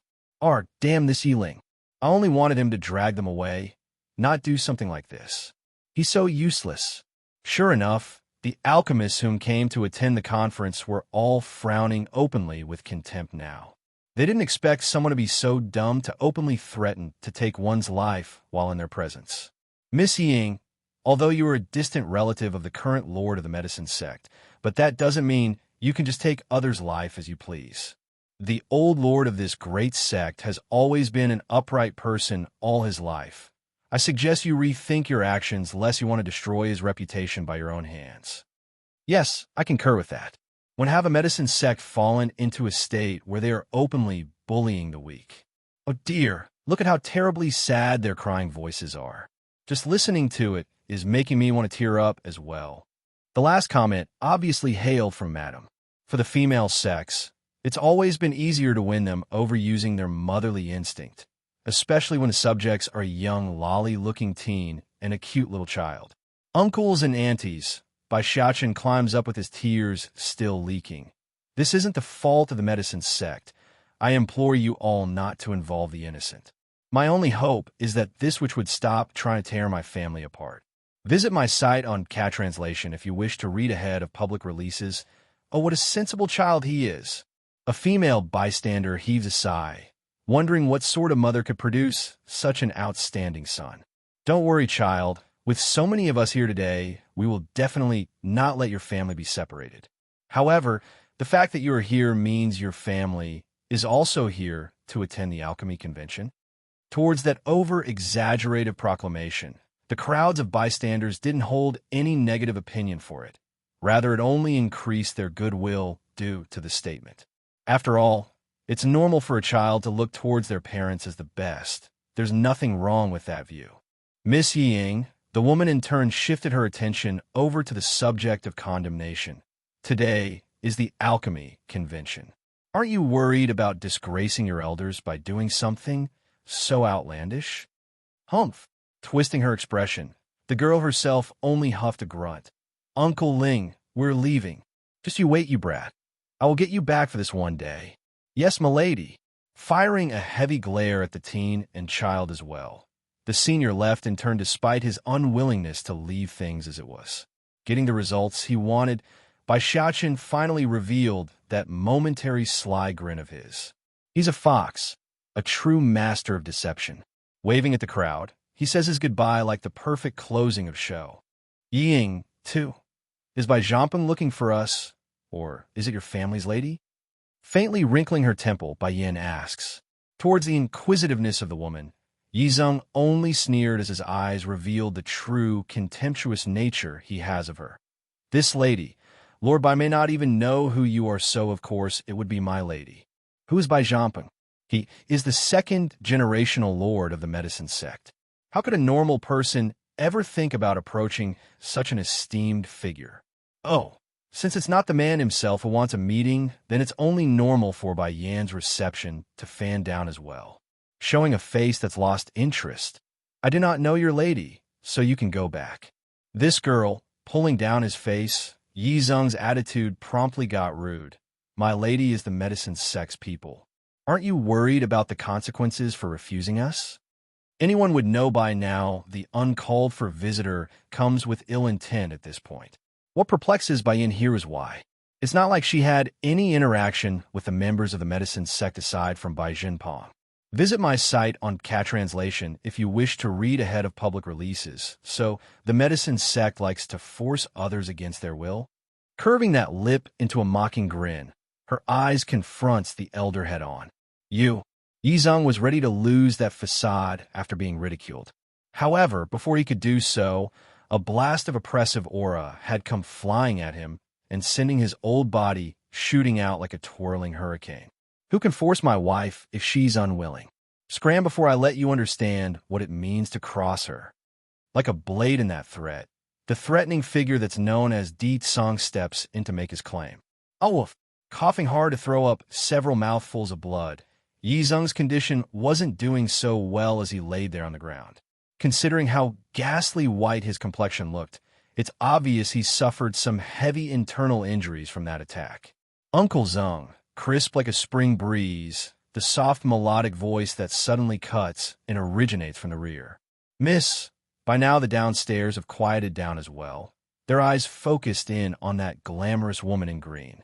Isn't that Miss Ying? How come she's here? Since there's no third-generational heir to the medicine sect yet, most younglings are currently targeting the closest thing to it, and that was Ying, a distant relative of the current lord. Uncle Zung, what are you doing? Showing a faintly annoyed face, Ying apparently wasn't very pleased with her followers' performance. I asked you to invite these two guests over. Why are you showing such rude behavior instead? Hurry and apologize to them.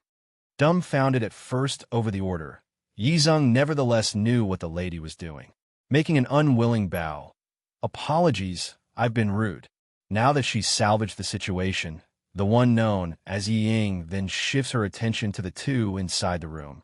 Please overlook this occasion, he did not know better. May I come in and have a cup of tea while we talk? Considering how soft and tender that smiling face was, no one should be able to refuse such a beauty. However, Deet Song's the exception, darkening in his face until it's a gloomy storm. My wife doesn't like associating with strangers. In short, he meant Scram.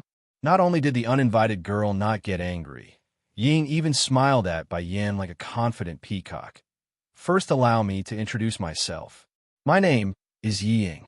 Miss, I'm assuming you are here to attend the alchemy convention, am I correct?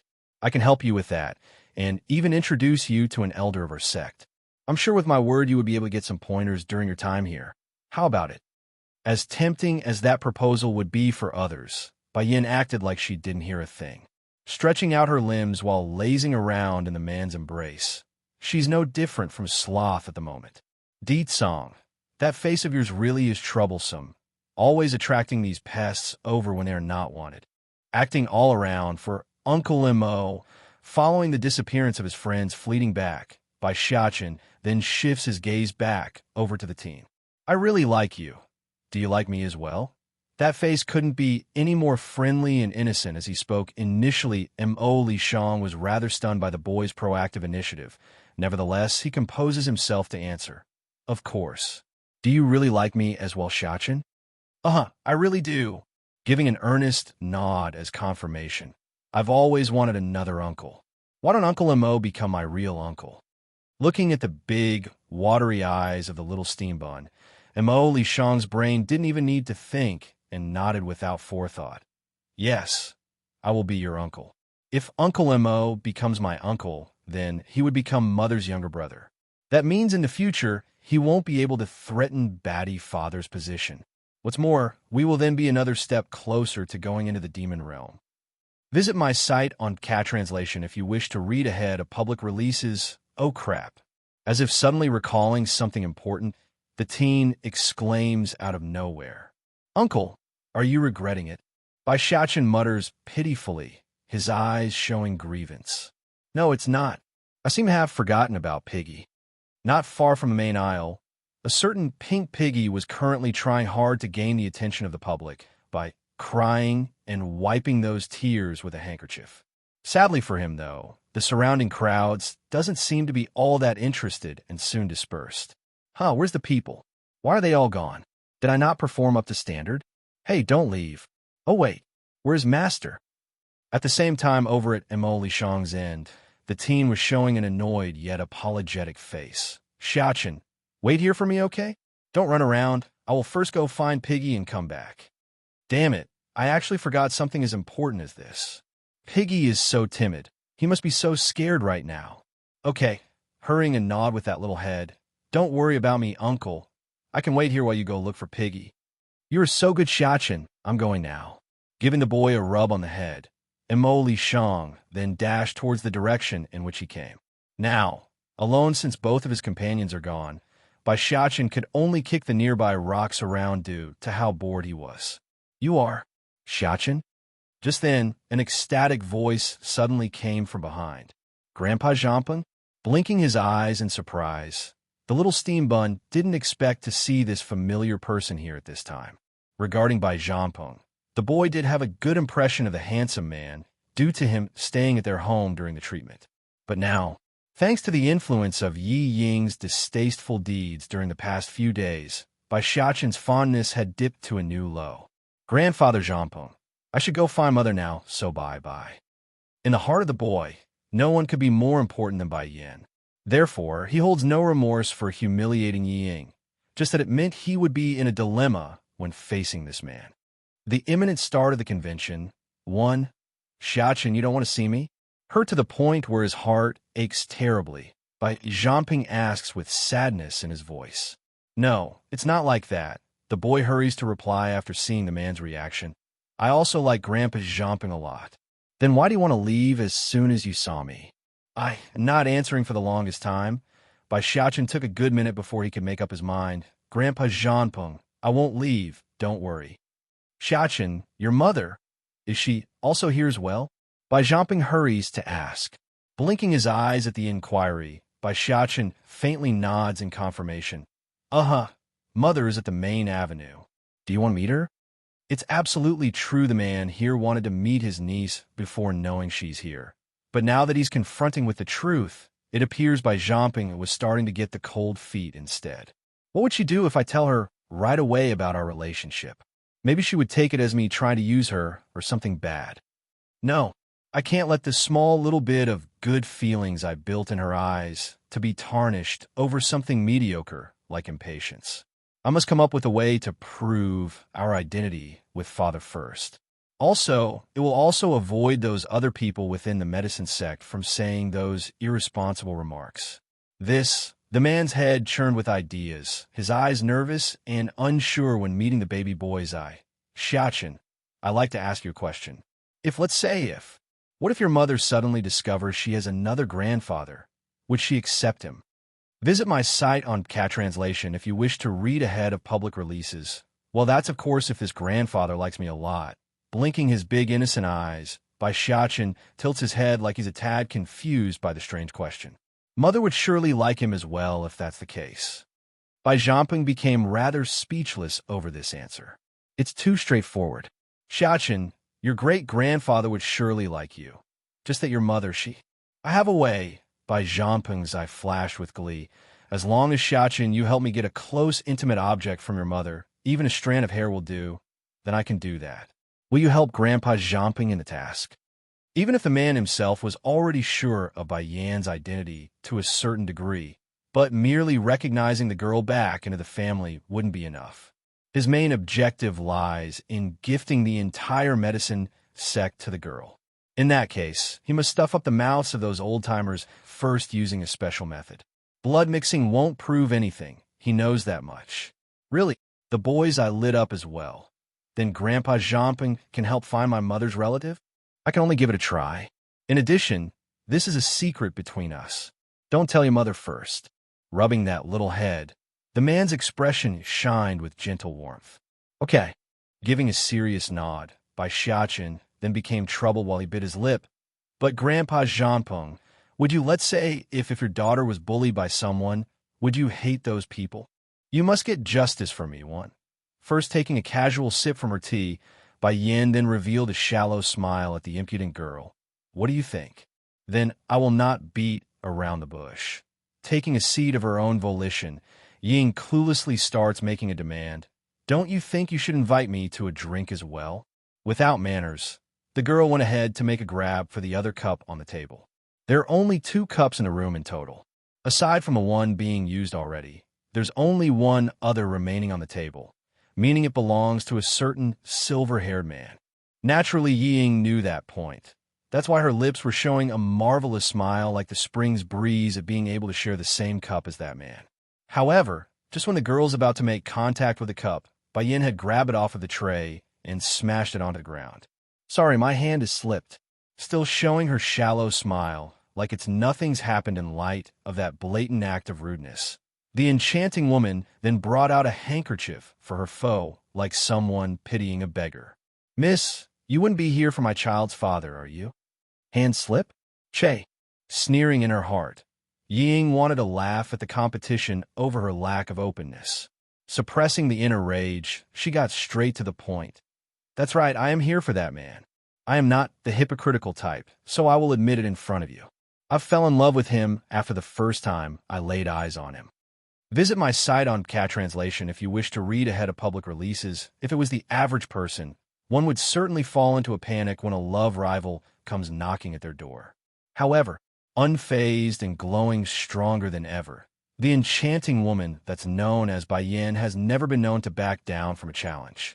Knowing she's messed up after not get a reaction, Ying now clues in on her own folly. She's underestimated the woman. Lady, sucking in a deep breath, she continues to use her calm voice.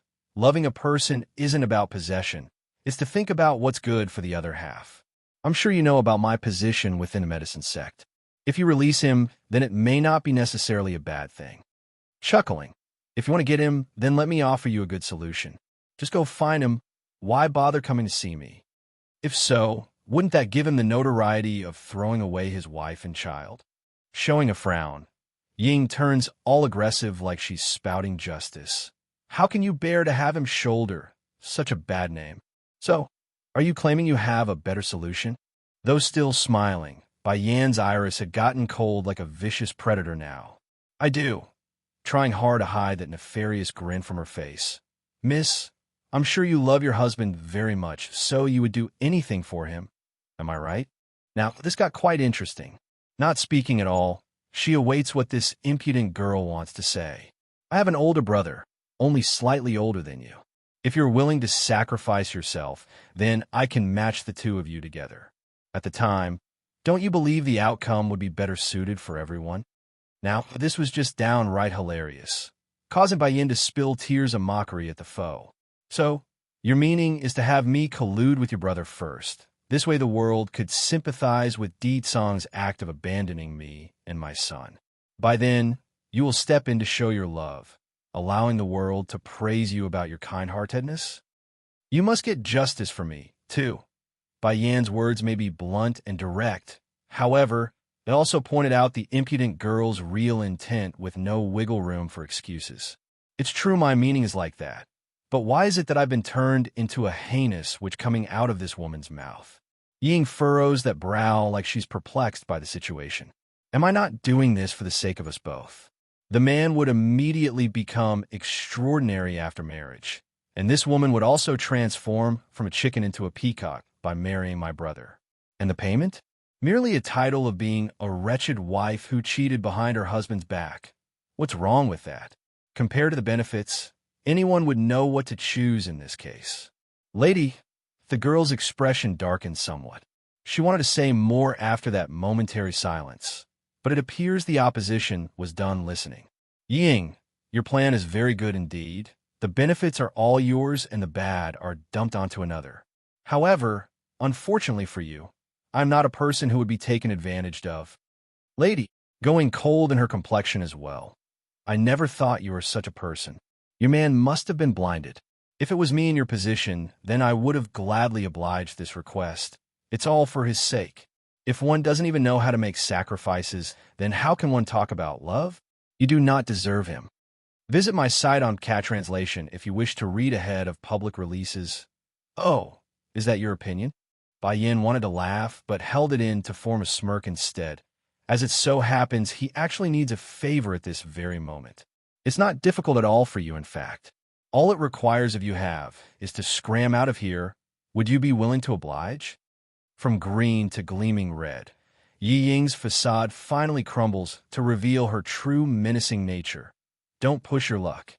Not going to be trampled while on her own turf Bai Yin has gotten up from her chair. Slowly strolling over to the girl in question, the woman's aura increased exponentially until it's almost oppressive. I've already been very kind to you out of consideration for Bai Zhanping's sake. Otherwise, you wouldn't have even made it one step into my room. In addition, I have something else to tell you. Halting in her footstep, she sneers at the impudent girl who's glaring fire. Firstly, I am not stupid enough to sacrifice myself for someone whom I believe is not worthy of me. Why should I as a woman sacrifice myself for the sake of a man just because the world deems it worthy?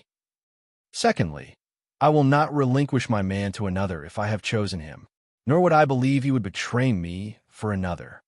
Thirdly, the cup just now is used by my little pet to drink water, but my pet is too clean and your breath is too dirty.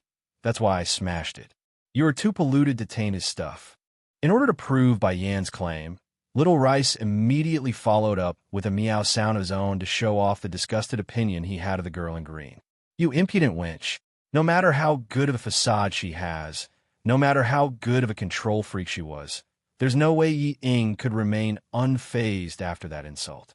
Her voice was downright screaming like a woman yelling out at the market. You came to the medicine sect to attend the alchemy convention. You want to see the sorts of methods I have to make it so you can enter it? Okay, I am waiting. Smirking with ridicule at the ignorant fool, Bai Yin lazily leans against the rune pillar next to herself like she didn't have a care in the world. A blatant act of dismissing someone, which clearly worked based on how receptively livid Yi Ying was. Humph! Huffing a heavy grunt, it took a good minute for the girl in green to recompose herself. Since you've said it to such a degree, then I won't continue to linger in your presence. But remember this, I will definitely make you regret today's decision. In addition, your man, he will definitely become mine. That said, she promptly stomps away without looking back. Hold on. Unconsciously, a smug grin escapes the girl upon hearing the voice from behind. What? Regret it. Unfortunately for the impudent fool that's known as Yi Ying, her words didn't even have a chance to finish before a flying kick of a foot landed right smack in her chest, sending that body flying out across the air like a rice sack. Until the very last second, the girl still couldn't believe what she was experiencing. The only thing she could see was Bai Yan's peerless contour slowly shrinking from view and the disbelieving fact that she's been assaulted. The imminent start of the convention, for not long after the little stir, an elder soon took the stage after most of the attendees have arrived to participate. It is Elder CEO Wang. Elder CEO Wang is one of the few 7th-grade alchemists within the medicine sect. To think someone so prestigious would be in charge of overseeing the alchemy conference today. Though many were surprised by the new entry, but more than that, their eyes were filled with awe and worship instead. That's a 7th-grade alchemist master. Most would never reach such a height in their entire lifetime. Elder CEO Wang, just as the prestigious elder got partway up the stage, Yi Ying's shallow voice had come from behind. I was just wondering, mind if I make a request from you? I know I am inexperienced, but may I know if I can be the host instead this time? Not only was this girl the Lord's distant relative, he's also heard of the rumor regarding the young Lord Bai Zhanping taking the girl as his daughter.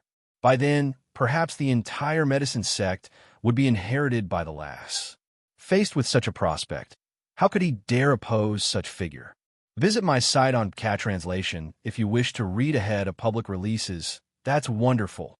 Yi Ying raises a smirky grin. This time our medicine sect invited only the capable. There are no idling individuals among its ranks, I believe. Therefore, it's safe to assume each sect and power came with the whole team, as well as their chief alchemist. In order to avoid wasting time, anyone without an invitation or team should be excluded from participating in the event. The girl's smile deepened further after giving away her intent. She's investigated already prior to today. Bai Yin only came with her family and no one else. If that's the case, her new rules should automatically exclude the woman. That's what you get for going against me time and time again. I like to see how you will return home and explain yourself to your sect. It must be said, any who could come participate are outstanding individuals with either a certain level of background or skill. To forcibly kick any of them out meant it's a direct offense to both the individual and the Lord himself. Elder Co. Wang, returning to a harmless smile. I am also doing this for the sake of the convention. After all, there's only so many days for everyone to go over the Dan pill recipes we prepared. In order to avoid wasting energy on the useless, we should just remove this variable altogether. Besides, the whole point of the alchemy convention is to gather the power of the masses, is it not? What could a single individual possibly have to offer? Though a tad reluctant to agree with this idea, Co. Wang nevertheless nodded his head. Miss Ying is very reasonable. Very well. Each participating faction can leave behind 10 alchemists to attend. Any more or any less shall be omitted. He's got the news already when the messenger came to him, that the Lord himself wouldn't come attend the convention. Therefore, even if he does go along with Yi Ying's request, none would ask about it afterwards.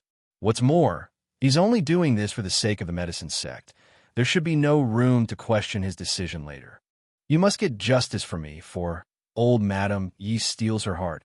Okay, I will go to him, even if I have to use that bitchly Jing's sister. Name again, I will have him agree to our demands. In this world, how can one not help relative over outsiders? Brother-in-law isn't befuddled to such a degree. Unfortunately for her, though, it appears Bai Chongfeng was fully intent on avoiding this dreaded shrew at all costs. No matter what she did or what she tried, the guards refuses to waver. Back inside the study, the old lord of the medicine sect was currently painfully rubbing his temple as he sighed helplessly. These people really are endless. Since you already said you won't take Ying as your daughter, then it should have been the end of it. Why can't they understand when to back off? Smiling wryly as well, Bai Zhangping attempts to soothe his old man's woes. Father, you don't have to see them. Even if your feelings for mother is deep, it still doesn't excuse them for their unending nagging. No one should put up with them. Son, how are things going with your investigation? And when is she coming? Bai Chongfeng's voice sounded tense, his eyes whimpering with concern. Naturally, Bai Zhangping would know who his old man was referring to. The messenger I sent returned with word that the girl is currently away from home.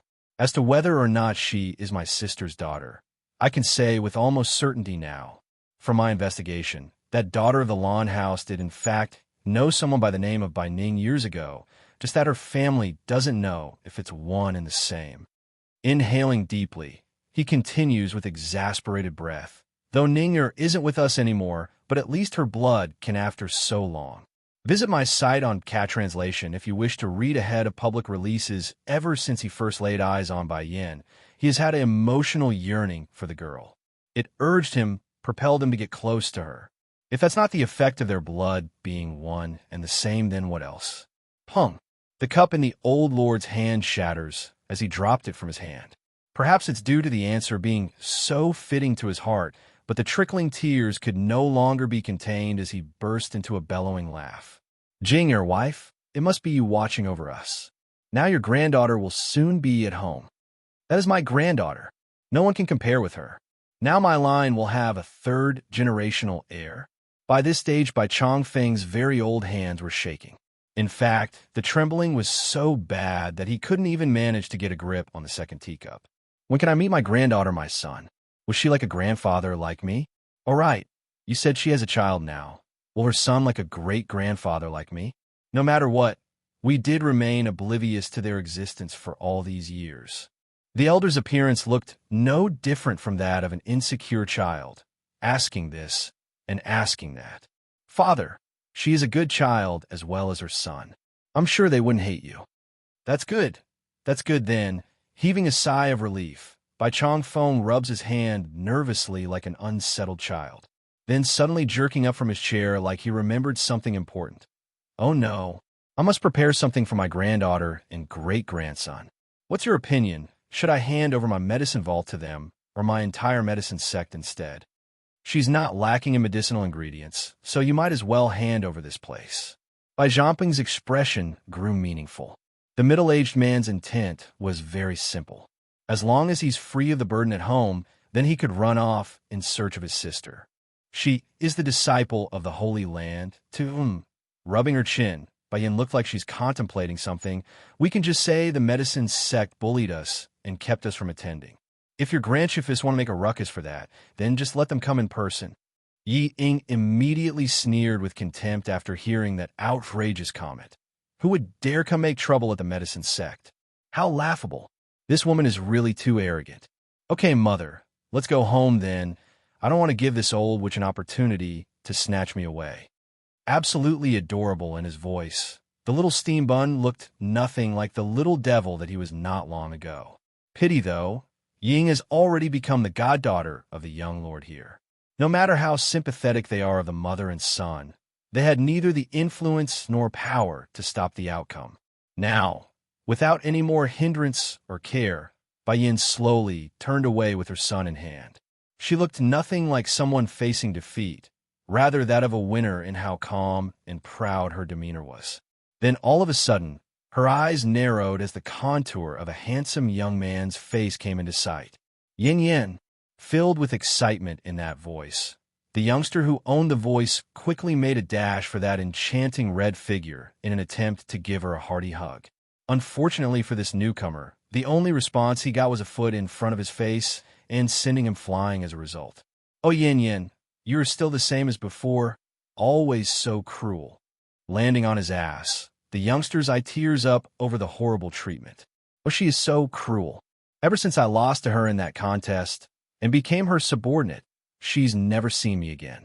Even worse, she just dumped a bunch of people in my hands and told me to train them. How can someone be so rude and not caring?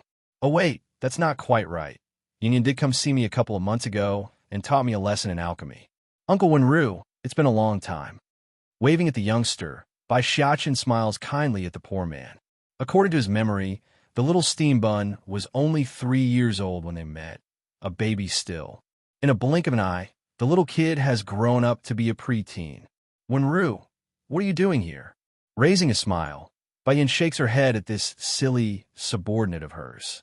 Visit my site on Cat Translation if you wish to read ahead of public releases. Oh, I was going to find you and give you the invitation letter. But when I went to the flower brothel and asked around, Hualuo told me you were gone. That's why I rushed over to the medicine sect after hearing you were around. Taking out the invitation letter from his pocket, Wenru readily hands over the item to Bai Yin, thus attracting the attention of everyone nearby. This is the invitation for the convention? Sounding unsure, Elder CEO Wang sharply swept his gaze over to the reddish figure. Why do you have 2 invitation slips? 2 invitation letter? This is impossible. The medicine sect would never make such a blunder and would most certainly not hand a single person 2 invites. If so, there's only one possibility then. The woman here, she did not bring an invitation letter with her in the first place and secretly snuck inside without authorization. Giving a shrug at the senior's questioning gaze, Baiyin also found it surprising. How strange. The invite slip I have is from my shifis, so who sent me this one then? Suddenly, a certain name came jumping out at the bottom of her consciousness, by Zhanpeng. She is the disciple of the Holy Land 3. If Bai Zhanpeng didn't know I was a member of the Holy Land, then this is all justifiable. Yin Yin, did I do something wrong? Blinking his eyes, Wenru asks in an innocent tone. It's all right. I'm merely caught off guard that I had another invite slip. No matter though. Showing a cold smile, Bai Yin gives his second before continuing. Even if they sent me more of this, I'm already past it and would rather leave. As soon as her words came out, she was already walking forward again with her son. The voice faint and uninterested. Wenru, let's go. Befuddled by the strangeness, the youngster hurried to catch up. Did someone bully you and Xiaochen? If so, then tell me. I will beat them up for you. No need. Someone else will naturally come settle the bill once they learned of me being unable to attend. Showing a grin, Baiyin dismisses the offer and continued onward. Hold it. Just as Baiyin was about to leave, a cold, hollering voice stops her from behind. Miss, you can't go. Is there something? You coming without an invitation is our medicine sect's fault, but you must stay behind to help with our investigation regardless. Elder CEO Wang's attitude was stern and unyielding, evident of how serious he was about all this. Did you not hear? I have 2 invitations. Ho ho, the senior dismisses the idea with a laugh. How could that be? There's no way we would make such a mistake. Miss, I hope you. Before his last words could even finish, the target of his restriction has already pulled out an invitation from her pocket, as well as the one from Wenru. Visit my site on Cat Translation if you wish to read ahead of public releases. I'm returning your invite slips. Son, let's go home before these people get annoying. At the same time, two perfectly fine flat objects were thrown in front of his face, the golden glinted words burning the elders, I am doing so. For that split second, his breathing literally stopped as his heart pounded away. CEO Wong could see it clearly. There's no illusion. One was just an ordinary invite slip they sent to the regular powers. But the second one that was pulled out of the woman's pocket had the words of Holy directly imprinted on the surface. Holy Land, why the sudden change, and why a young disciple at that? Elder CEO Wong. Noticing the panic in the senior's eye, Ying bites down on her own lips and asked, what happened? Oh crap. At this time the senior could care less what Ying wanted. Seeing how Bai Yin and her son's about to leave, he promptly picked up the invite slips and made a hard dash at the two. Miss, please wait. Stopping for a second time, Bai Yan's tone grew impatient and irritated. I've already returned the invite slips. What else do you want? You can stay. Flushing in embarrassment, CEO Wong blurts this out. This girl's the disciple of the Holy Land. Even if she's the most insignificant of the kind, she's still the representative for that power. How ironic. I nearly expelled the disciple from the Holy Land when I should be catering to her every need. Making a sneer after seeing the slips in the elder's hand, Bai Yan's voice remains cold and indifferent. Apologies, but I've lost interest in this alchemy convention. Ew. Turning slightly white in his face, CEO Wong wanted to slap the girl at the rude answer. Don't this girl know when to stop? I've already lowered myself to such a degree. She is the disciple of the Holy Land for, Miss, you going back like this wouldn't be very good. Aren't you afraid of being blamed by your elders? Oh, Bai Yin replies in a mild tone, but I'm still not interested in this convention. Then what would it take to make you stay? CEO Wong choked. Still, he said what must be said. It was hard-won, the senior, no doubt, but his words were like a bomb, raising waves among the crowds who were stunned by the meaning. Just now? Didn't he want to expel the woman out? What's going on? Why ask her to stay all of a sudden? Of course, Bai Yin would notice the foe's expression. Making a smirky grin, have her beg me. Miss Bai, you are too much. Turning green at the demand, Ying hurries to seek help. Elder Xiao, you wouldn't. Be a dotard, right? You're sure of this? Squeezing his hand into a fist, CEO Wong's gaze flickered with a flash of coldness. Visit my site on Cat Translation if you wish to read ahead of public releases. If the medicine sect holds no sincerity, then that's fine. I can just take my leave. Leaving nothing but a fleeting smile, Bai Yin once again turns away. Fine. Drawing a deep, heavy breath, the elder shifts his sight onto the source of all this mess. Miss Ying, ask her to stay. What? Widening her eyes in dismay, Ying couldn't believe what she's hearing. She is a disciple of the Holy Land. If we were to drive her away, then it's the same as face-slapping the other side. Once the matter returns to their side, it would inevitably cause discord among both sides. Bang! Like the foolish girl, the entire venue had also fallen into an eerie silence over the news. Elder CEO Wong, she is really a disciple of the Holy Land? Ying faintly asks, her skin pale and lifeless. Heaving a long breath at the question, the invitation is indeed the one we sent to the Holy Land. The fact that she's carrying it is proof. There's no mistake. The tides have changed once again, shifting over to the losing side following words of this prestigious elder. Originally, a lot of the attendees were feeling sorry for Bai Yin and her son, but now it's simply shocks at the incredible news. Miss Ying, the woman came on behalf of the Holy Land. Understanding the unwillingness in Ying's eye, the senior hurried to persuade the girl by lowering his voice. If it becomes known that we expelled someone like that, and the Lord learns of this, your granduncle would surely be outraged. Biting that lip, the shuddering girl didn't answer and continued to hold her ground. But the fact that the Holy Land would send her alone and without any masters to escort is proof that she's merely a person of no importance. Perhaps this is the Holy Land's way of showing respect to us, since they've repeatedly rejected the invite before. So, her background and identity couldn't possibly be more noble than yours. The last sentence, there was what Yi Ying wanted to hear the most. One was the most insignificant of existent, while the other was the distant relative of the medicine sect. It's obvious which one would be more noble in terms of status quo at the end of the day. Humph! Just you wait. I will return this favor one day. The wretched girl vows inwardly, swearing she would get revenge. Miss Bai, squeezing her feministic fingers into a crunching ball, Ying forces a rigid smile as she made a deep bow. It was my fault in being inconsiderate and not noticing your identity as the Holy Land's disciple. With sincere hope, I implore you to stay following my apology. Bullying someone? Who doesn't know how? One, responding with a faint turn of her head. What a shame, I still want to leave. Bayan never had any interest in this alchemy convention to begin with. If not for her three Shifa's sake and demanding attitude to attend, the woman here would have just ignored it completely. But not everyone's going to take this toying lightly.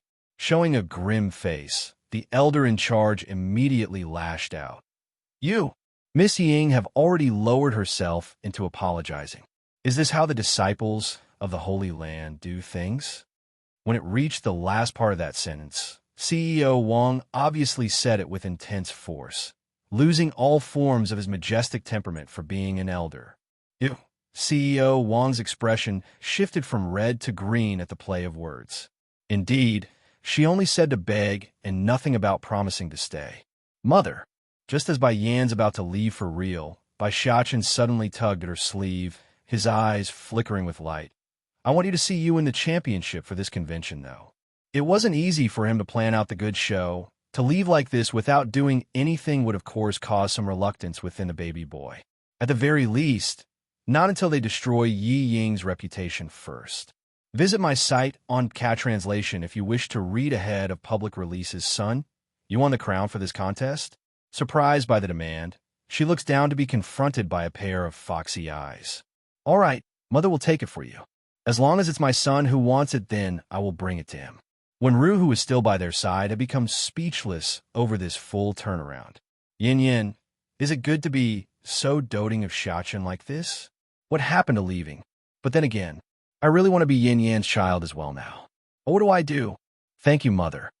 Blooming a brilliant smile, Bai Xiaochen's dazzling glow could overshadow even the darkest night in the woman's eye right now. But cuteness aside, Elder CEO Wang was more concerned with the fact that the pair would stay. Relaxing his facial muscles, he sneers in contempt. Miss Bai, I suggest you think more clearly. The crown for this competition isn't something you can get just by saying so. Smirking at that advice, Bai Yin first confronts the senior's eye, then finally fell upon Yi Ying's body. Whether or not Bai Zhanpeng is willing to accept you as his goddaughter is still undecided. Aren't you afraid he would hear of you spreading rumors around without his permission? The implication of that was she didn't want to be the lady of the medicine sect. Rather, it's due to her uncle's respect for her grandmother that brought on this outcome. In that case, who else could question her position? Miss Ying, hold your words with her lest she defiles your prestigious status. It's just that CEO Wang's didn't have the nerve to say the last bit upon making contact with the woman's gaze. Her temper is so big, she might just turn around and leave if I annoy her. But even if he didn't say it, there's no need. Everyone present could easily understand his meaning. Bullying someone? Who doesn't know how? 2. Indeed, as one of the three major forces out there, one woman was the lady of the medicine sect, while the other remains a small little disciple. In terms of importance, it's obvious which weighs more at the end. A humph. Coughing like he's clearing his throat, CEO Wang continues like he's not responsible for that downgrading comment. I won't bother explaining the extra stuff so everyone can just head on inside. The accommodations have already been prepared ahead of time. Boom. The attendees were exploding with excitement at this moment. Even the medicine sect is having trouble creating some of these recipes. Holy hell, what sort of recipes are they? Of course, some of these Dan pill recipes are relatively simple and shouldn't pose a problem for many of you. Raising a faint grin, So, Wang opens his arms wide into a welcoming posture. In 3 days' time, whoever can discern the most recipes will be the winner of this competition. I wish you all luck. The reason why the medicine sect could remain so powerful all these years was due to the fact that they are in control of special place, where it would spill out different unknown recipes during the year. As for this convention, it's merely a pinky's worth of insight to what they truly hold. No matter how generous they are, these people aren't going to bring out their true treasures. Visit my site on Cat Translation if you wish to read ahead of public releases. Elder CEO Wang, please allow me to take it from here for the arrangements.